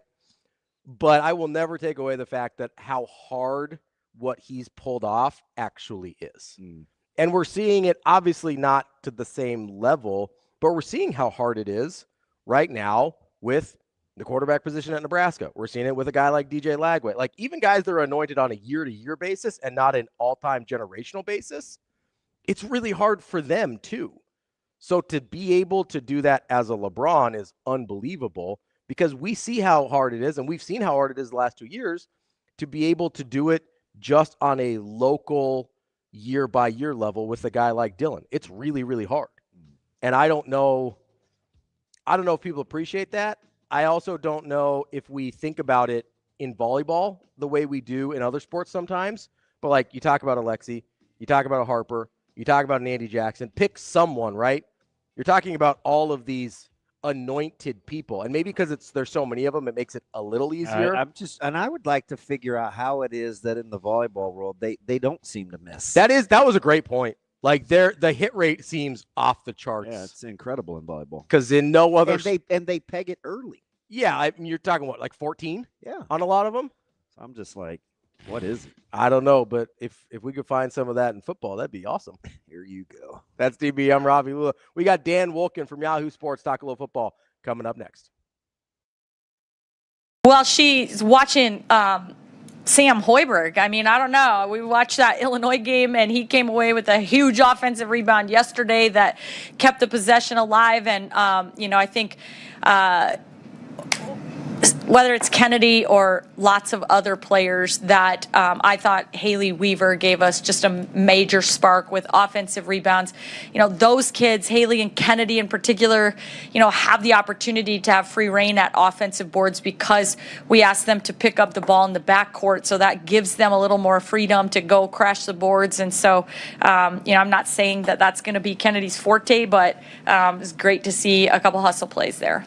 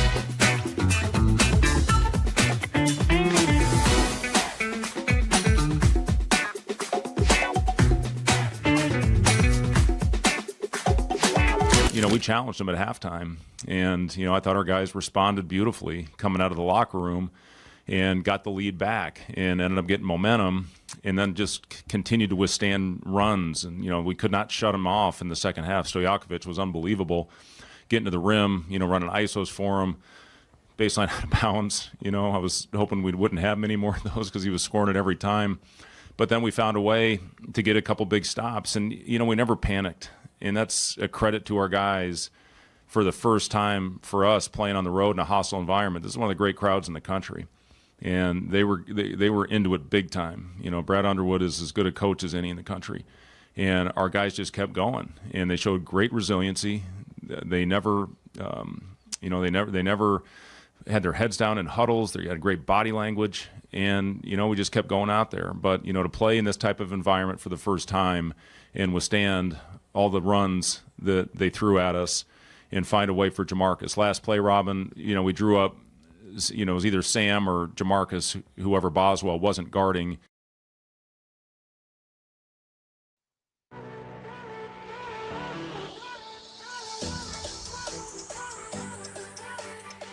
Welcome to Hurrdat Sports Live. Bachmeyer with time. Oh, what an interception by Roberts! And complete. What a defensive play. This time, by Hardy. 7-yarder. Good from 30 yards already today.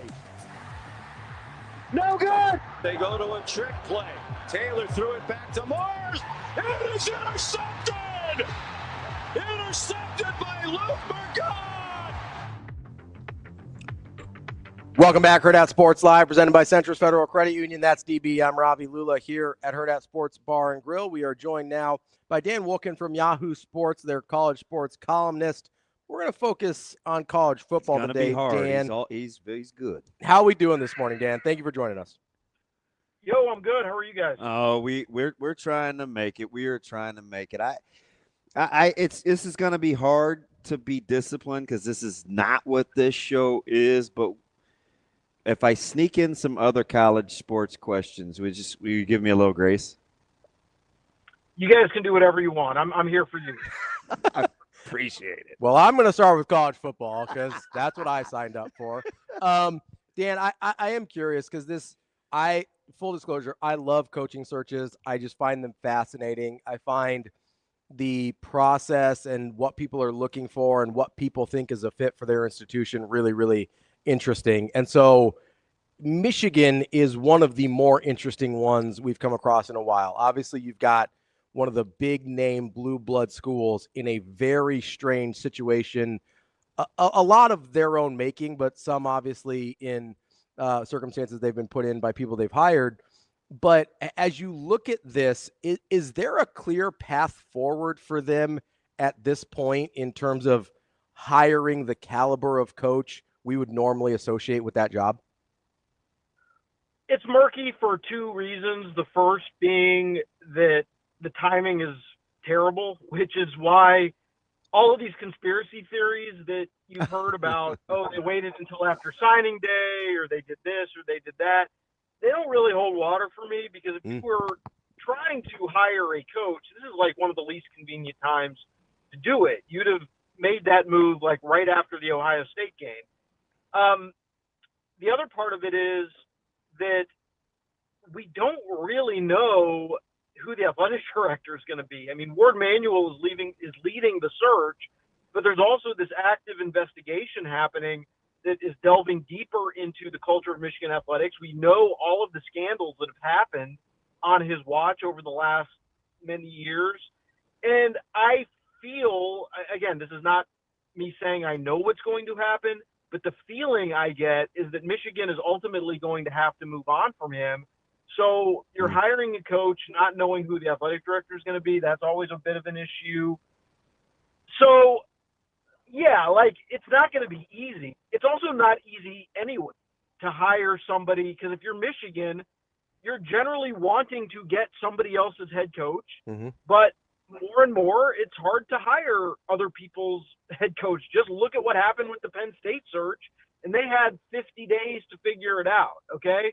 So that all leads me to say, like, if I had to guess right now, I would say probably Jed Fish.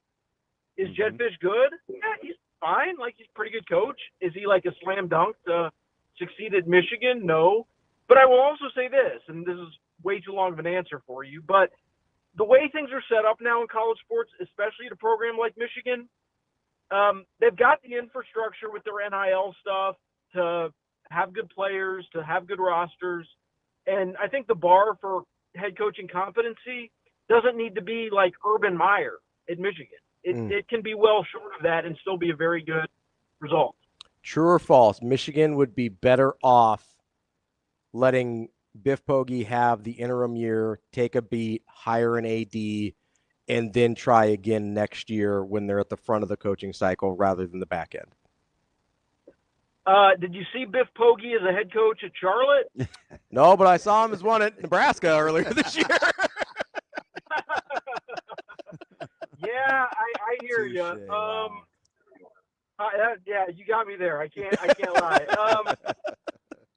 Yeah, like, I wouldn't do that personally. I understand the case for it, but like, then what happens if he goes like, 9-3 somehow, or 10-2, lucks into getting into the playoff or whatever? Then you've got to hire him for the next 5. Like, I don't know. Like, I'm out on Biff Poggi. I saw the act at Charlotte. I wasn't impressed. for me, that's a no. Dan, let me ask you something. I'll give you a chance to elaborate on both. But if you could fix one first as a fan of college football, would you, maybe do like a February signing day, a May portal, like change the calendar, or have had uniformity in place amongst the conferences before you expanded the playoffs? It's an interesting question.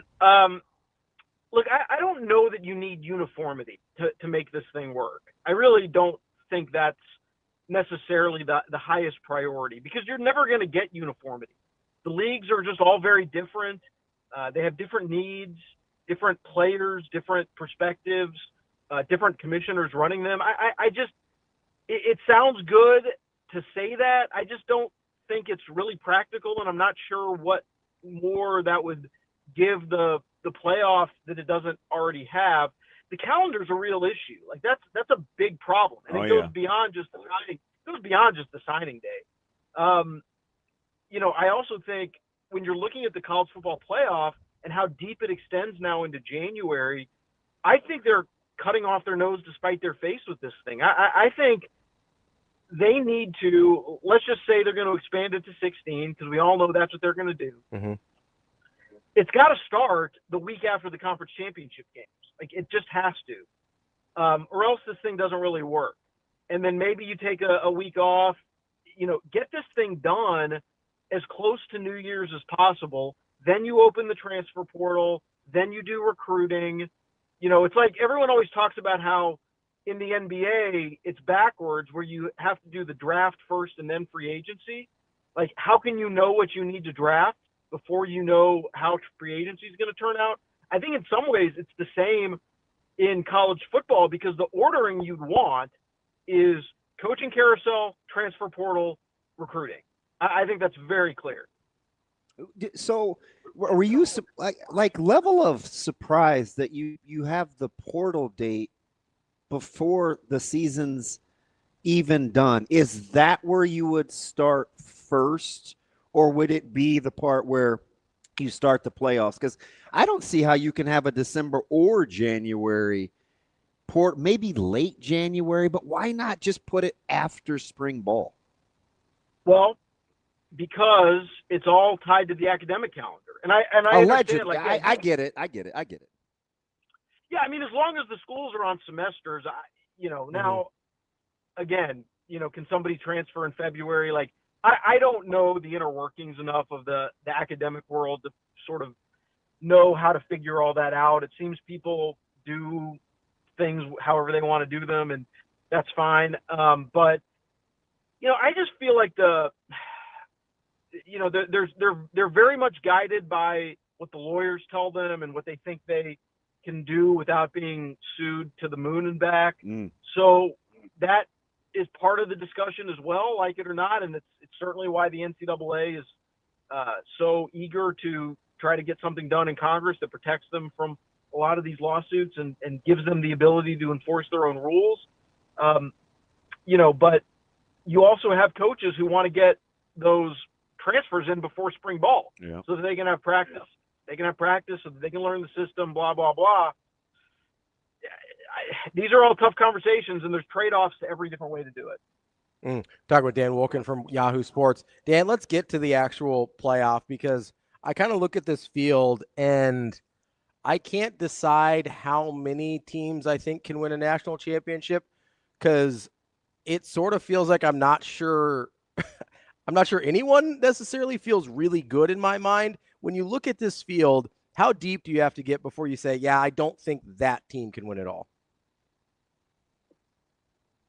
Probably. I mean, honestly, I think 5 is the maximum. Like, you start to look at number 6, Ole Miss on down. I don't think those teams can win the thing. Do you? It doesn't seem realistic to me. So, like, Bama, Oklahoma are out? Oh, no way. No Okay. way. I mean, you can, freezing cold take me on this, but Oklahoma, no chance. If Oklahoma wins a national championship, I will go vegan for 2026. Like, Like there's just not. It's just not. That's not happening. Alabama's not good enough. They played terribly down the stretch. Like Alabama is not Ohio State from a year ago. Like, I just think you get from Ole Miss on down in this thing. I just don't see it. And even Oregon, I think, is a bit of a stretch. So no A&M for you either? No. They're like, I like A&M, good team, but I thought you saw in that Texas game, they got exposed a little bit. They have not played a very good schedule this year, and they had some very uneven performances. Now, maybe they come out with a little more vigor with a long break and maybe time to heal up and stuff, but like defensively, they're just kind of okay. I don't see A&M doing much damage at this. Yeah, that's interesting that you said you're not even sure about Oregon. I've called them interesting all year because they always it seems like they always leave a little bit of a meat on the bone or kind of play with their food. Yep. But then over time, maybe they haven't been healthy. So I do want to acknowledge that offensively, but they always seem kind of jointed, right? They have these quick, crazy kind of ebb and flow games. If they're going to hang their hat on something, in your opinion, Dan, what would it be? Would it be the defensive front? Like, where would you start if you were going to make the case that Oregon could win 3 games? Yeah, you certainly go to the line of scrimmage where they're very good. They've built that team from the inside out, which is the right way to do it for sure. And you have to like what they've gotten this year from their quarterback. But yeah, they do just leave a little bit to be desired. And we saw them, in that game against Indiana, and like they got beaten up pretty good in that game. And you just sort of look at it and say, they're at home. They can't beat Indiana. Like, how are they gonna beat an Ohio State? How are they gonna beat a, it'll be interesting, even like Texas Tech. Like Texas Tech, they would be slated to play in the Orange Bowl. Certainly, Oregon could win that game, but Texas Tech's defense is very real, and that front is extremely disruptive.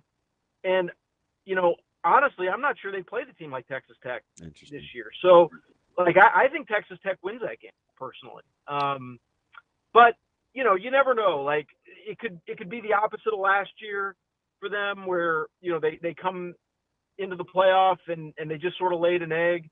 Maybe this year they understand a little bit better the rhythm of how to prepare and take that time off and be ready to go, right away. And of course they're going to get sort of a nice little warm up home game against James Madison. Maybe that gets them on a roll. Like, that's sort of the way you'd think of it if they are to make a run. Dan, so you brought up Texas Tech there, and I want to throw Indiana into this question as well. I know those are 2 very different teams, but in my head, they're connected because they're not teams that I would traditionally say, hey, I think that's a favorite to win a college football playoff or a national championship. So I guess I'm just curious from your standpoint, with Indiana and Texas Tech specifically, how long did it take you to get past their names to be like, oh, no, these might be the 2 best teams in college football? Well, when I saw the Oregon game, I think you do have to, even if you're an Indiana skeptic, kind of tip the cap and say, okay, we can't deny what we just saw. And then they've kept doing it, and they've kept performing, and then they do it again in the Big Ten championship. Look, I don't think they're as good as Ohio State. I really don't. And Ohio State, coming off that high of that Michigan win, maybe didn't really care quite as much about that Big Ten championship game. I don't think they were as sharp, and I think it meant a lot more to Indiana. And, having said all that, it comes down to a missed chip shot field goal. And I think if they played again on a neutral field, I would like Ohio State's chances to win. But Indiana's very much like, I think they should be in the championship game, like probably based on the draw and what we've seen from them all year long. And, Texas Tech, I felt early on that they were real in the sense that they were the best team clearly in the Big 12, but they aren't the most well-oiled machine offensively. And I just always have looked at them as a team like nobody really is going to want to play them.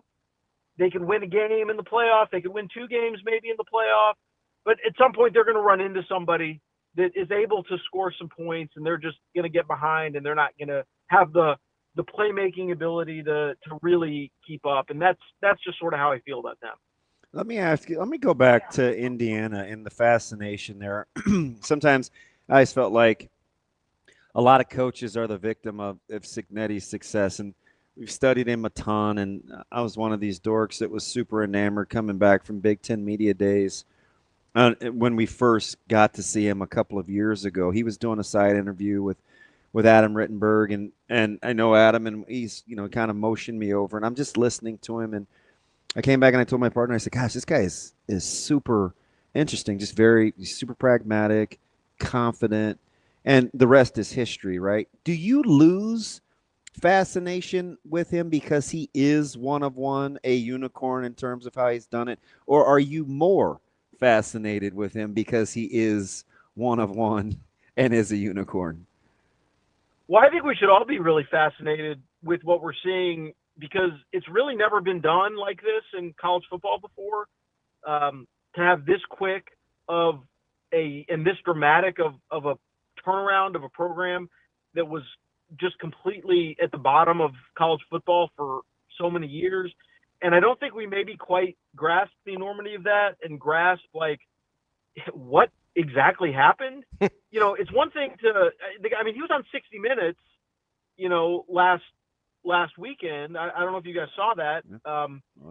And, he's talking about, okay, well, when I got here, I detected, a whiff of defeatism and people saying you can't get it done. And, and I just don't accept that. And like, it can't just be just like you walk into a room or walk into a university and make people believe and have an attitude. And then boom, you're winning football games and beating Ohio State. Like that can't just be the story. It's got to be a lot more than that, right? Like, so, because anyone can sort of have that attitude walking into a job. Like, it's not. So, I still don't think we have anyone has quite put our finger on, like, what actually happened here. But whatever it is pretty incredible. So, sticking on Cignetti here for a minute, we've talked a lot about, obviously, Nebraska is a place that's struggled to find the success that that most people think around here, at least, that they deserve to have. How much do you think the lack of expectations can actually work for a coach, whether it's Cignetti or some of these other places that don't have kind of the weight of their own history? Because around here, just being honest, a lot of times it feels like the expectations of what Nebraska, quote unquote, should be is as detrimental as it is helpful. And not that we have any case studies of the last 5 head coaches here, Dan. It's kind of anecdotally. No, I get that. And I think that's a very fair point. And there is that sort of dread that seeps in when something happens. And that's very real. And it does impact, I think, a lot of ways how coaches act and the decisions they make and all of those things. And maybe the secret sauce for Cignetti is he just doesn't really care about any of that. And he's not playing to any crowd and whatever. And so he's just doing it the way he thinks it should be done, and like that's fine. But it's also interesting in that I just assumed coming into this season, okay, yeah, Indiana's probably going to be good again, but like they're not going to be as good as they were last year because last year nobody saw them coming. People didn't necessarily take them seriously. This year they're going to come back and have the target on their back, and everyone's going to get up for that game. And it's going to be just a totally different deal for them this year than it was last year. And I mean, I was just wrong about that. Like, it's just totally not the way it's happened. They've cranked it up 3 more levels. And so, I mean, all you can do is just like tip your cap and try to figure out what they did and how to replicate it. But I'm not sure that's possible because if it was easy, I think we'd have seen it before now. Let me ask you, kind of these young, not young up-and-comers, obviously, especially because I'll use Kiffin as an example, and it doesn't have to be to the negative, but who's furthest away from what you think the national narrative or national perception is of their coaching prowess? Lane Kiffin, Dan Lanning, or Caleb DeBoer?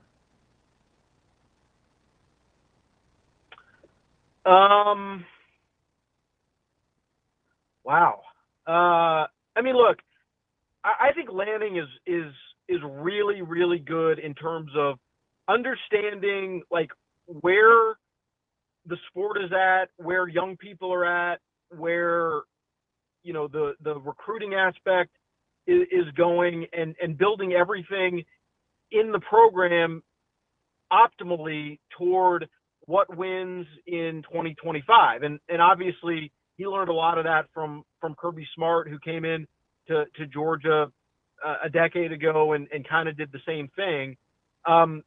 Lanning, you know, game day Lanning, I have some quibbles with sometimes in terms of, you know, the way he makes decisions or clock management, and some of the risks they take that I'm not sure I quite understand the math on it. But I think, you know, I think with all those guys, like, I think to me, even though Oregon was already very good, I think he's done the most impressive job of sort of building the right kind of team and the right kind of apparatus that can make a place like Oregon into a true staying power at the top of the sport. Do you think Lane Kiffin's a coach that needs? We were talking about expectations on the job and what he was able to do in Oxford, and he just seemed to be so comfortable. We've seen Baton Rouge eat up and spit out a lot of coaches. Do you think do you like him with expectations? Well, it's going to be really, really interesting to watch how it goes. And I'm sure he's going to get great players. I'm sure they're going to win. But that job is a political monster. He is very much, I think, going to learn and understand that they're not going to leave you alone there the way they did at Ole Miss in a lot of ways. And he's going to have to do a lot of stuff he's not comfortable doing. I mean, just imagine being at an event and having to make small talk with Lane Kiffin. Yeah. Like, just imagine what that's like. Yeah. Okay. Yeah. And yet he's going to have to do that, especially like in the state capitol where all the funding and all the power brokers live and are there all the time. That's going to be his life in a way it wasn't at Ole Miss, and how he deals with that, how he navigates it is going to make that just marginal difference between being good and being the kind of LSU program that maybe he envisions in his mind competing for national championships every year. I want to play a quick little word association with four coaches in particular that kind of have a perception about him. It's whatever. I'll let you quantify it. You're the smarter of the two. Just look kind of rapid fire. You can give like a brief little deal. Lincoln Riley. Bad brisket.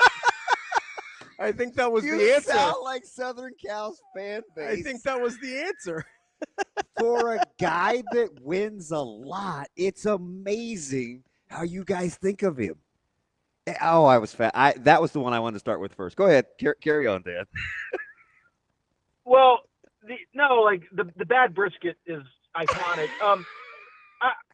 Look, early in his tenure at USC, like, it was very much reminiscent of what happened at Oklahoma, where you're just watching them play and you're like, why aren't they physical? Why can't they hit? Why can't they tackle?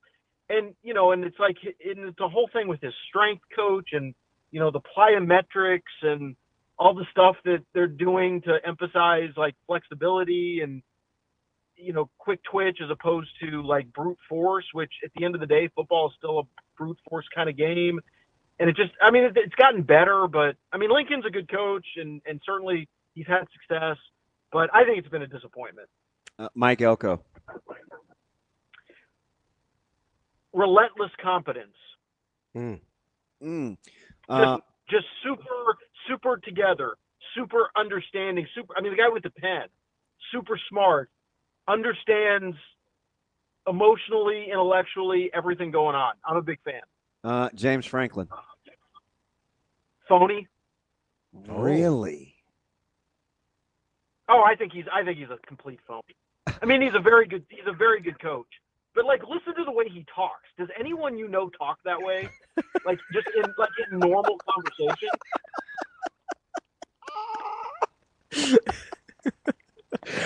Oh, there's too much. I got distracted. All right, Brian Kelly.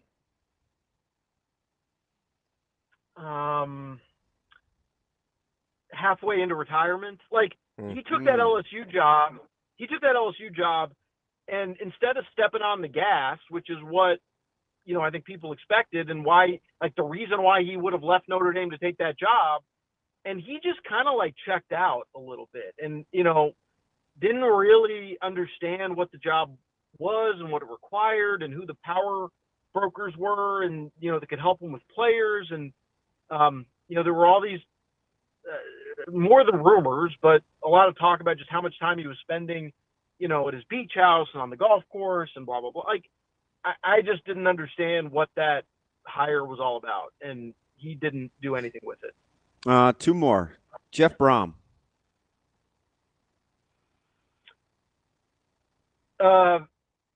Very low key, but very good. I mean, like, does a good job that you're almost never going to notice. Could he be someplace with high expectations? Well, I just think, like, I think he's where he should be, because okay. I think he recognizes this. Like, you put him at a Florida, you put him at that level of job, the public facing side of it, the non-football side of it, the sort of relentless microscope you're under. I'm probably not a fit for him.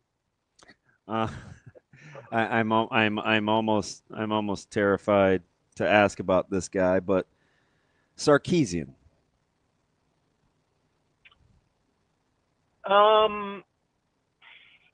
Look, I like Sark. Like, I think it's hard not to like Sark. Like, he's a pretty likable guy, in general, right? And I think he's done a good job at Texas. That is a tougher situation, I think, than most people understand, even though they have the best of everything. He's done better at Texas, actually, than I thought he would. I guess that's what I would say. He's done a much better job than I expected coming out of his sort of disastrous, like, NFL situation. Can I sneak in one more? Go ahead. Kalen DeBoer. I think maybe misunderstood a little bit. Like, it's been amusing to me that everyone is, during this coaching carousel, has been like, you got to get out of Bama. He wants to leave. He doesn't know what he signed up for. Like, I mean, to believe that, you'd have to assume he's stupid. Everyone understood what the Alabama job was going to be immediately after Nick Saban, and that it wasn't, that the sport was going to be different. That the expectations were going to be crazy. It wasn't going to be a walk in the park. Like, I think he's been fine. I wouldn't say he's been amazing at Alabama, but he's been fine. He's been pretty good. And I just don't believe that he got that job, and then 2 years later, he's like, oh, I got to get out of here. I got to go to Michigan because it's going to be so much better at Michigan. Or I got to go to Penn State. Like, I think that's a little bit of a false narrative. Now, ultimately, in the long run, it may not work out. He may, we may be in year 4 and he hasn't really made a playoff run or hasn't won the SEC. And it's just like, well, we tried and it didn't work. But I think people sort of misunderstood why he took that job and sort of where his head's at. All right, Dan, I will get you out of here on this. The way I define the best jobs in college football is their ability to realistically meet the expectations that they have at that program. Under my definition, what do you think the best job in college football is? Well, I think it's Ohio State. Like, the expectations are crazy, but when has Ohio State ever been bad? They're never bad. Like, they've had one bad season here and there, not very many. I mean, maybe John Cooper, and he was pretty good. You're right. That's interesting. I mean, look at the history of their program. Like, they've never had a dip. They've never had a stretch of 3-4 years where they're just bad. And every other major program in power has had that. And they haven't. And I think it's a testament to their infrastructure and the way they dominate, the state and the region in recruiting. And a lot, and it's not like they've been perfect from an administrative standpoint either. But they're always good, and I think so. I think I kind of have to say they're the best job. There you go. That is Dan Wolken from Yahoo Sports. Dan, appreciate the time, and hopefully we will catch up again soon. And we'll stretch you with some basketball next time, I promise. All right, guys. Thanks. Thanks, D. That's Dan Wolken from Yahoo Sports. Coming up next, we're going to talk to Kevin Sweeney, talk a little college basketball from Sports Illustrated. That's DB. I'm Ravi Lulla. It's Hurrdat Sports Live.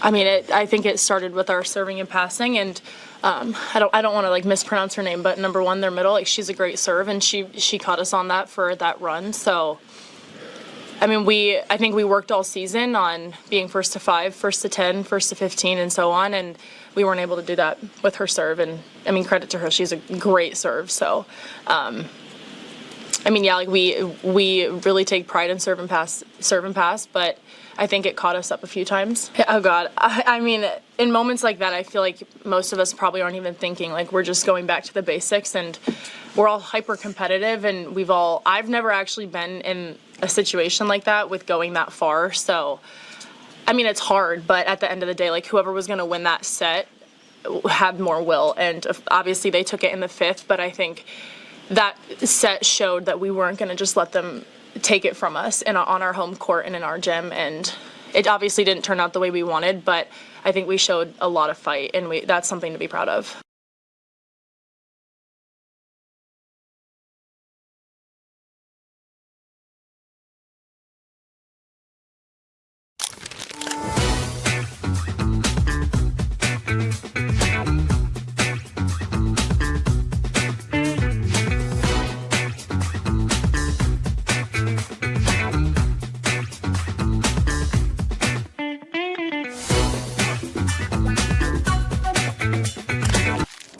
Aspirations can drive us. Sometimes a simple gesture is what fuels the pursuit of a dream. When it's time to make your dream a reality, we are here to help.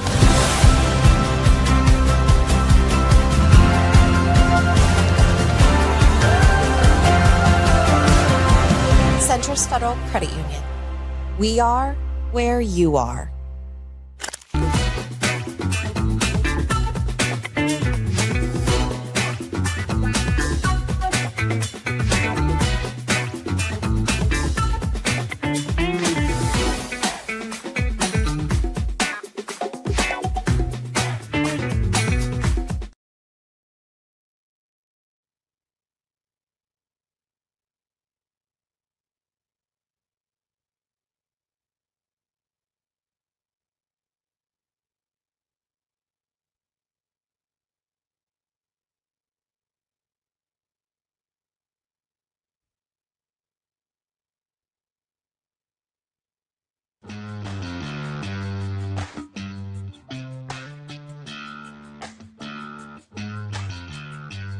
You're listening to Hurrdat Sports Live.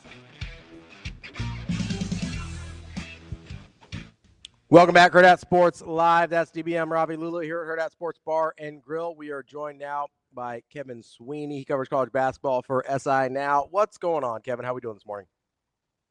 I'm good. How are you? Really, really good. Appreciate your time. Kevin, we've been talking about this for a little while now. Are you more impressed with, or are they related to the number of good freshmen, or probably the double-digit, well, I won't even assume how many teams you think can win a national championship, the versatility of teams at the top to position themselves to make a Final Four run, at least early on? I think the freshman stuff has probably wowed me the most, just from this perspective of I knew that the top 3 to 5 guys would be really good, but watching the continued emergence of, some of these guys that were a little less recruited has been really fun. I mean, Keaton Wagler at Illinois was the 150th ranked recruit in the class, and he's averaging like 17 points and 7 assists per game in his last 3. And Kingston Flemings at Houston was projected to be a multi-year guy. Now he might be a top 5 pick. It's been fun to watch. So as you look at these freshmen, obviously the top group, like you said, was really, really highly touted. Has one of them separated themselves for you? We've seen some amazing performances from Boozer and Pete and DeBonsa. Like, has there been one of that very top group that you're just like, holy cow?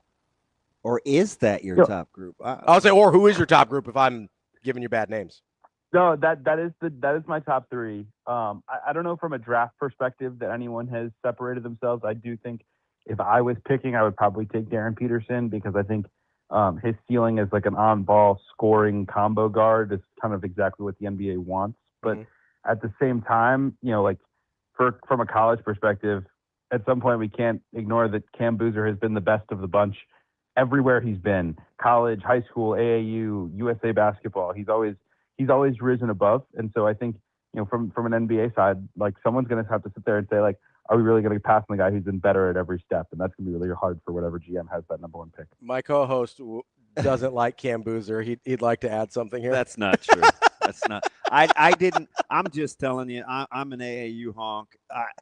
I didn't see 24 a night and his offensive versatility. I mean, they're like running pick and pops with this guy. So I didn't see the offensive onslaught this early on. I knew he was good, like really good. Did you pencil him in for 24 a night?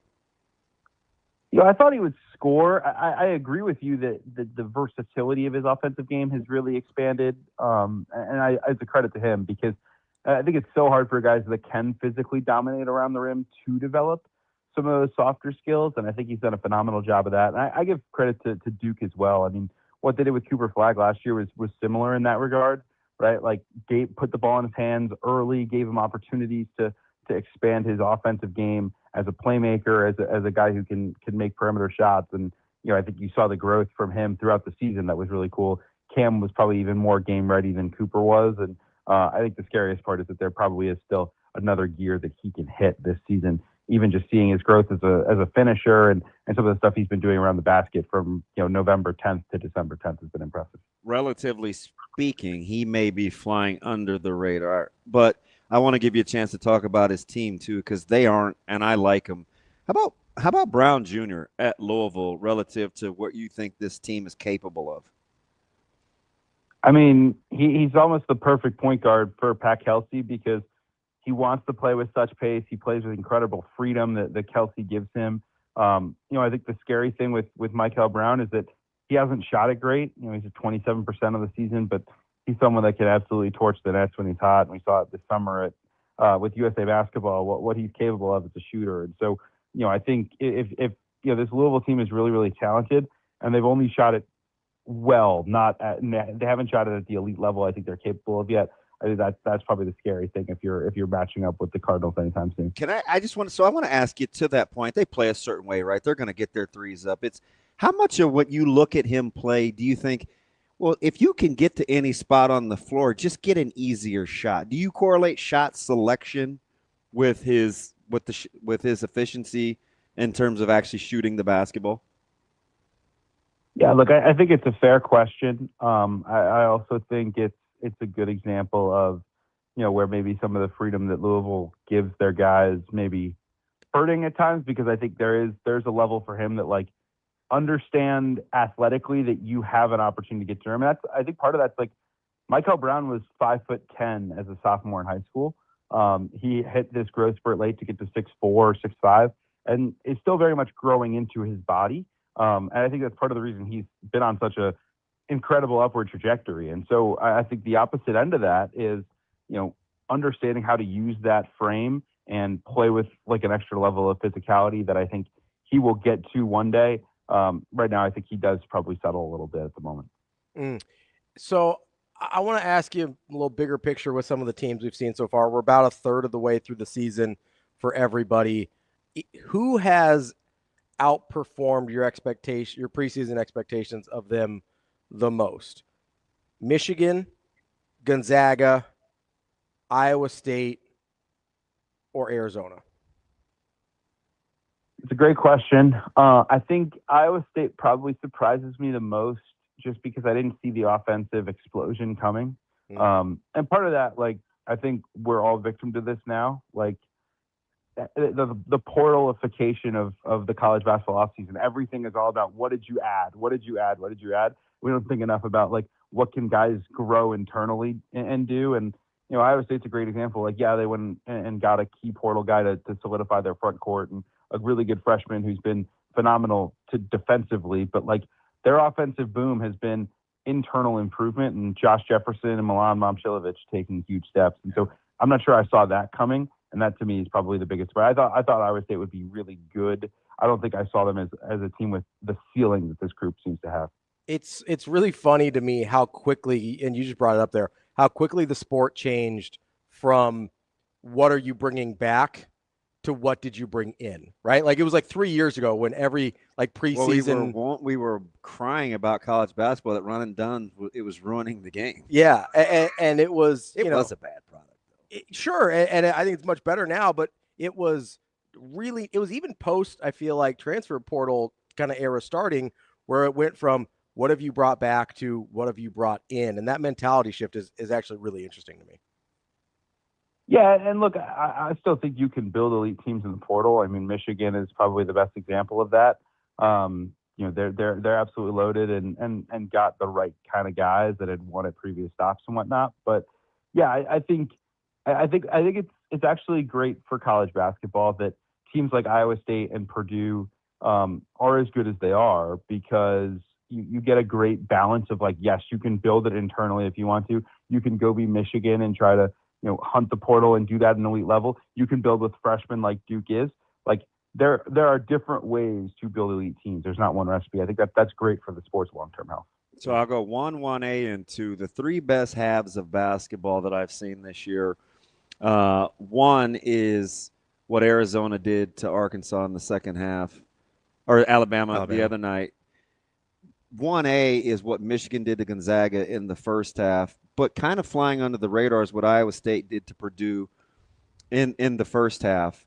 If you're kind of slotting those teams in terms of their ceiling, who do you like in that pecking order? You mentioned Michigan and their versatility. They may have the most margin for error because of the way that they can defend, but of those explosive performances, who do you like? I think, being at 2 of them, I think that was the Michigan game and then the Iowa State game against Purdue. I think the Michigan game felt more overwhelming. Like the opposing team just felt so helpless. The other amazing. 2, I mean, and I give I give credit.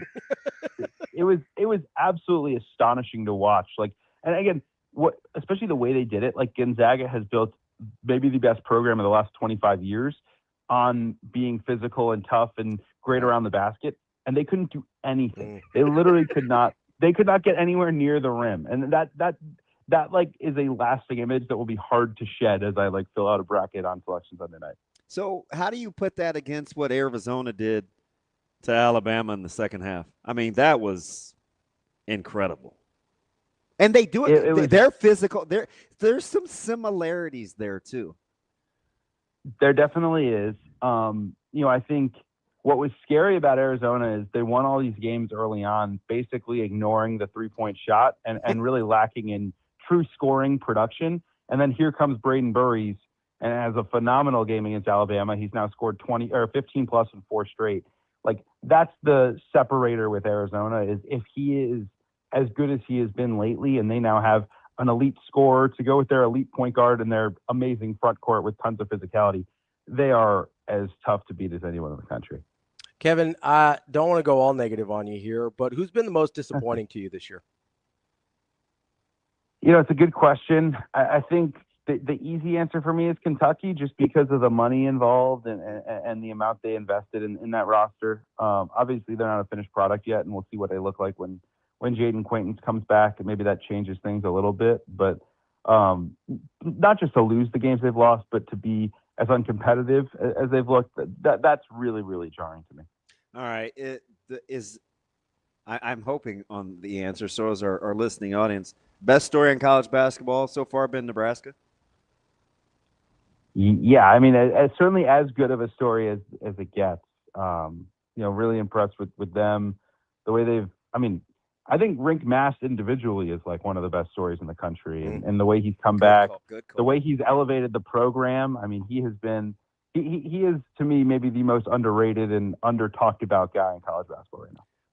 So that's interesting because, we would ask our local guys, like our beat writers, they would talk a lot about, kind of waiting and Hoiberg is transitioning. He made the run without his best player.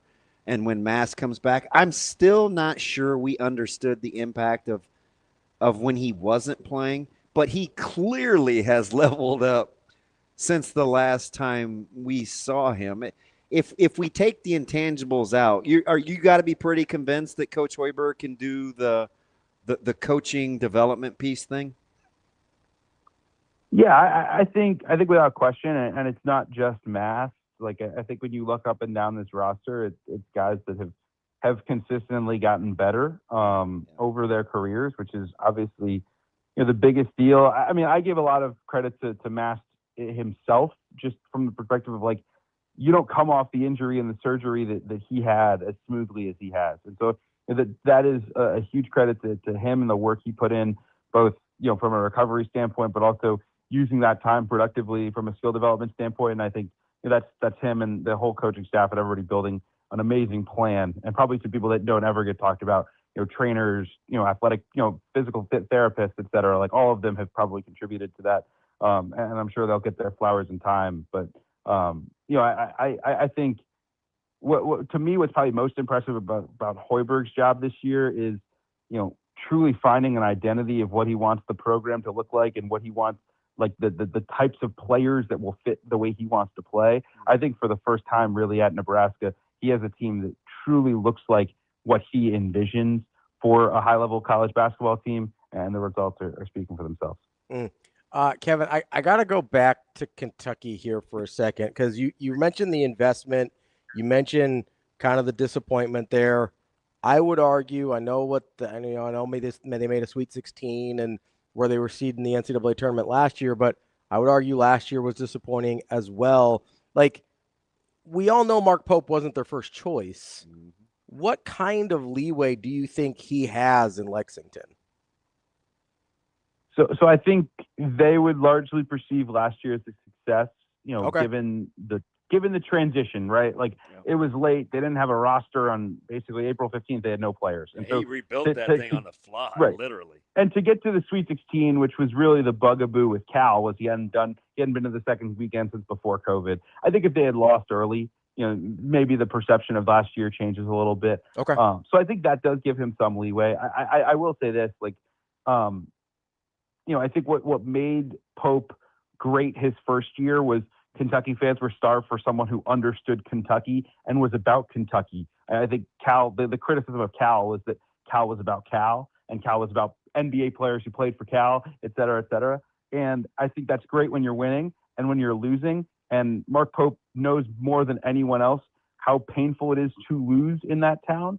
I think it's just eaten at him. And now that it doesn't feel like he has all the right answers, you almost feel like he's not only pressing to figure out how to get this team right, but also like how to sell his vision again and get the fans back on board. It's such a tricky job to exist in the fishbowl that it is, and I think he struggled with that as much as he struggled with the on-court aspects of getting this team to play harder and finding creative ways to score offensively with a funky roster. All right, so that kind of leads me into this one. And Acuff Jr. is one of those freshmen we should have talked about because he's off to a really good start. I'm not sure he'd like to shoot it a little better, but he is paired with a guy that, nationally seems to come with some offensive limitations, and the expectations of what Cal brings to the table have been Herculean. He's like the James Franklin of his sport, sans the one national championship.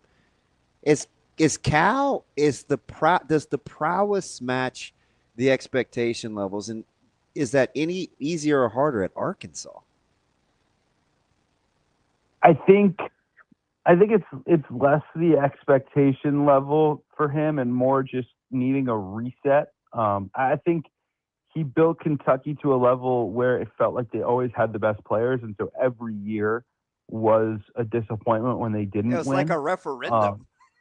Right. Yeah, exactly. I think that's really hard, especially over time and the amount of years you do it. I think at Arkansas, number one, he hasn't built like a truly elite team yet. I think this group is knocking on the door of that with ACUF. So I think that part's probably easier. I also think like it just allowed everybody to reset their expectations of what his team should look like. The SEC is different now, right? Like there's so many good teams in that league year in, year out in the last couple of years. The NIL has changed like the talent distribution throughout that league. It's harder to build the recruiting classes that he had pre-NIL at Kentucky. And so I think if anything, it just gave everybody a chance to take a step back and acknowledge Cal for what he is and maybe what he isn't. Kevin, let me ask you something kind of cross sports since we talked about the portal and the NIL. Would you rather be a college basketball coach and not need as big of numbers, but maybe a smaller pool to draw from, or a college football coach, which is extremely mobile, and it seems like you can never get your arms around your personnel? Yeah, it's a great question. I think the control side of basketball and knowing that you can, if you get a couple of high-level pieces, you can sort of evaluate your way to a good roster around it. But I think the one thing with football that's probably ahead of basketball, and basketball I think we'll get there, is just the wealth of staff that are dedicated to roster building, right? Not just a GM, but really an entire personnel department. And I think basketball coaches, I mean, like head coaches are literally making significant recruiting decisions about the portal during the NCAA tournament. That I think is unique even beyond where football is with signing day and the crazy calendar. That is Kevin Sweeney, covers college basketball for Sports Illustrated. Kevin, appreciate the time and great stuff there. We'll talk to you again soon. Yeah, definitely love to have you back anytime you'll have us, Kev. Thanks, guys. Enjoy the holidays. That is Kevin Sweeney from SI. Good stuff there. Good get, Shane. Good job, Shane. Go Big Red. 2 for 2 today. Would you rather coach Proud of college you. football or college basketball? College basketball, 100%. It seems like college football may be the hardest job. I think it is the hardest sports. coaching job going right now. Just from a sheer number standpoint. College baseball may be tough. Hard, too. yeah. College baseball's always been hard, though. Yeah, because for different reasons. Because they had, the number restrictions, and they've always had the freedom of movement. They've always had the freedom of movement. College baseball has been doing the stashing. Where's my buddy's player? They've had junior college thing forever. They've had the freedom of movement forever. They've had the scholarship limit issues. They've had the coaching staff limit issues. College baseball's always been hard. Yeah, always. But college honestly, football is certainly more difficult than the NFL. Oh God, yeah. It's not even the same job. Like football coaching in the NFL and football coaching in college football are just not even in the same universe of what those jobs are anymore. It is honestly, being a head college football coach seems like a nightmare. On pure numbers alone. Oh, I get it. I mean, even when you get the roster limits down to the 105, that's double an NFL roster. How feasible do you think it is to know all the infrastructures within the building as a head college football coach right now? Oh, I mean, that basically would be your only job at that point, is understanding all the moving parts. Yeah. Right? Like Phil Snow talked about it last week, and we didn't really get to him with all the other stuff that was going on, but like Matt Rule actually is good at coaching football. He doesn't get to do any of that anymore. Although Snow did joke with him the other day that he's actually a pretty good coach. Yeah, he's coaching dealing. I mean, Coach Rule's like, damn it, I miss it. Like that's what you get. That's why I talk about guys like Dana or Gus Malzahn or Chip Kelly before this year or whatever. It's like I don't think those guys have any interest in going back to be a head football coach anymore. If you actually like coaching ball, being a head football coach is the last thing you want to do, because there is, and it's a lot going on. There's very little football involved in that job, and there's a ton of everything else, and that's why I think Coach Rule actually does like the job, because I think he actually cares more. As good as a actual football coach as he is, I think he cares more about the development of young men than he does the football. Yeah. Right? So that's a job he's willing to take on because his interest is not somewhere else, but it's a different facet of the job. Yeah, Dank is right. Oh, by the way, you better win. 100%. That's the hard part, right? is I get to have very little to do with the actual football of it, and I'm still held responsible for the wins and losses. I've never heard his voice, but I could almost hear Dank saying it, right, just like because of his texting style. That's a tough hang. Oh, for sure. Yeah, that's a tough place. Kind of like us with Shane. Super tough. Well, I'm not a tough hang. I'm a delight. I'm gonna need you to take care of your chickens and your mental. Shane. I'm a joy to be around. Heath likes this. I was gonna send you a clip, Shane, but I didn't want to be mean. So when I heard that you've seen The Godfather, right? Yeah. Because you did the whole 3 in 1 night thing. Yeah. So you remember the scene, Shane? If I sent you something right now, how fast could you get it? Well, I mean, it depends upon if I like it.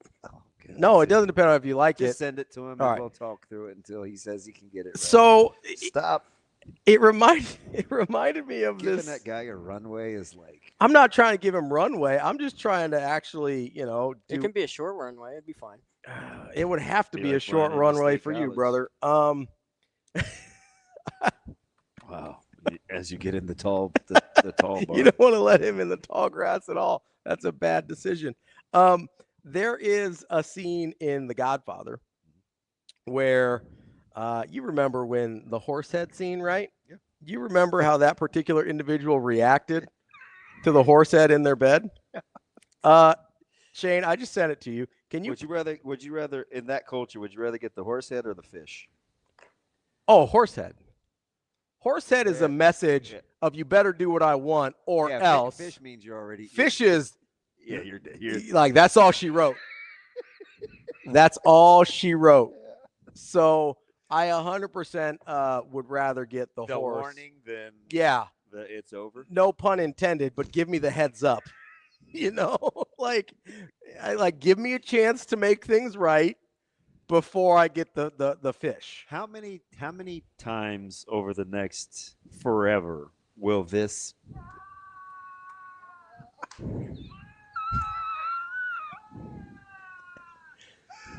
That's a horse head. Is that Kent or is that Godfather?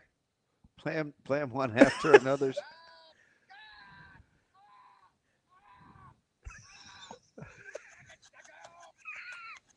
One more time with the horse head. Okay, trying to find it here. Jeez, you just had it.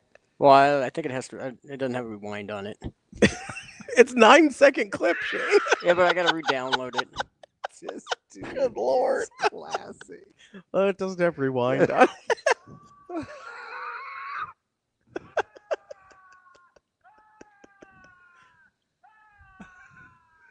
Kent, Godfather, Kent. I'm just saying. That sounds about the same. As soon as I heard it, I was like,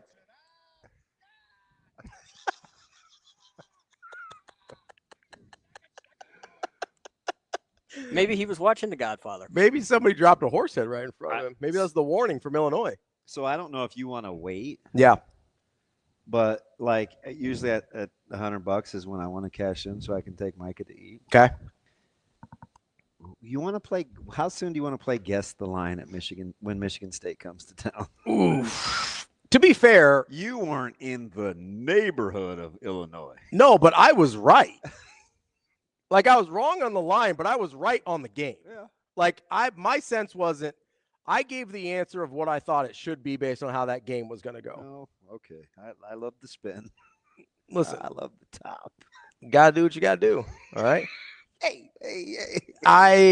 Now it's not my fault that Vegas was bad. That's not my fault. I think I can tell you how it's going to go. Wow.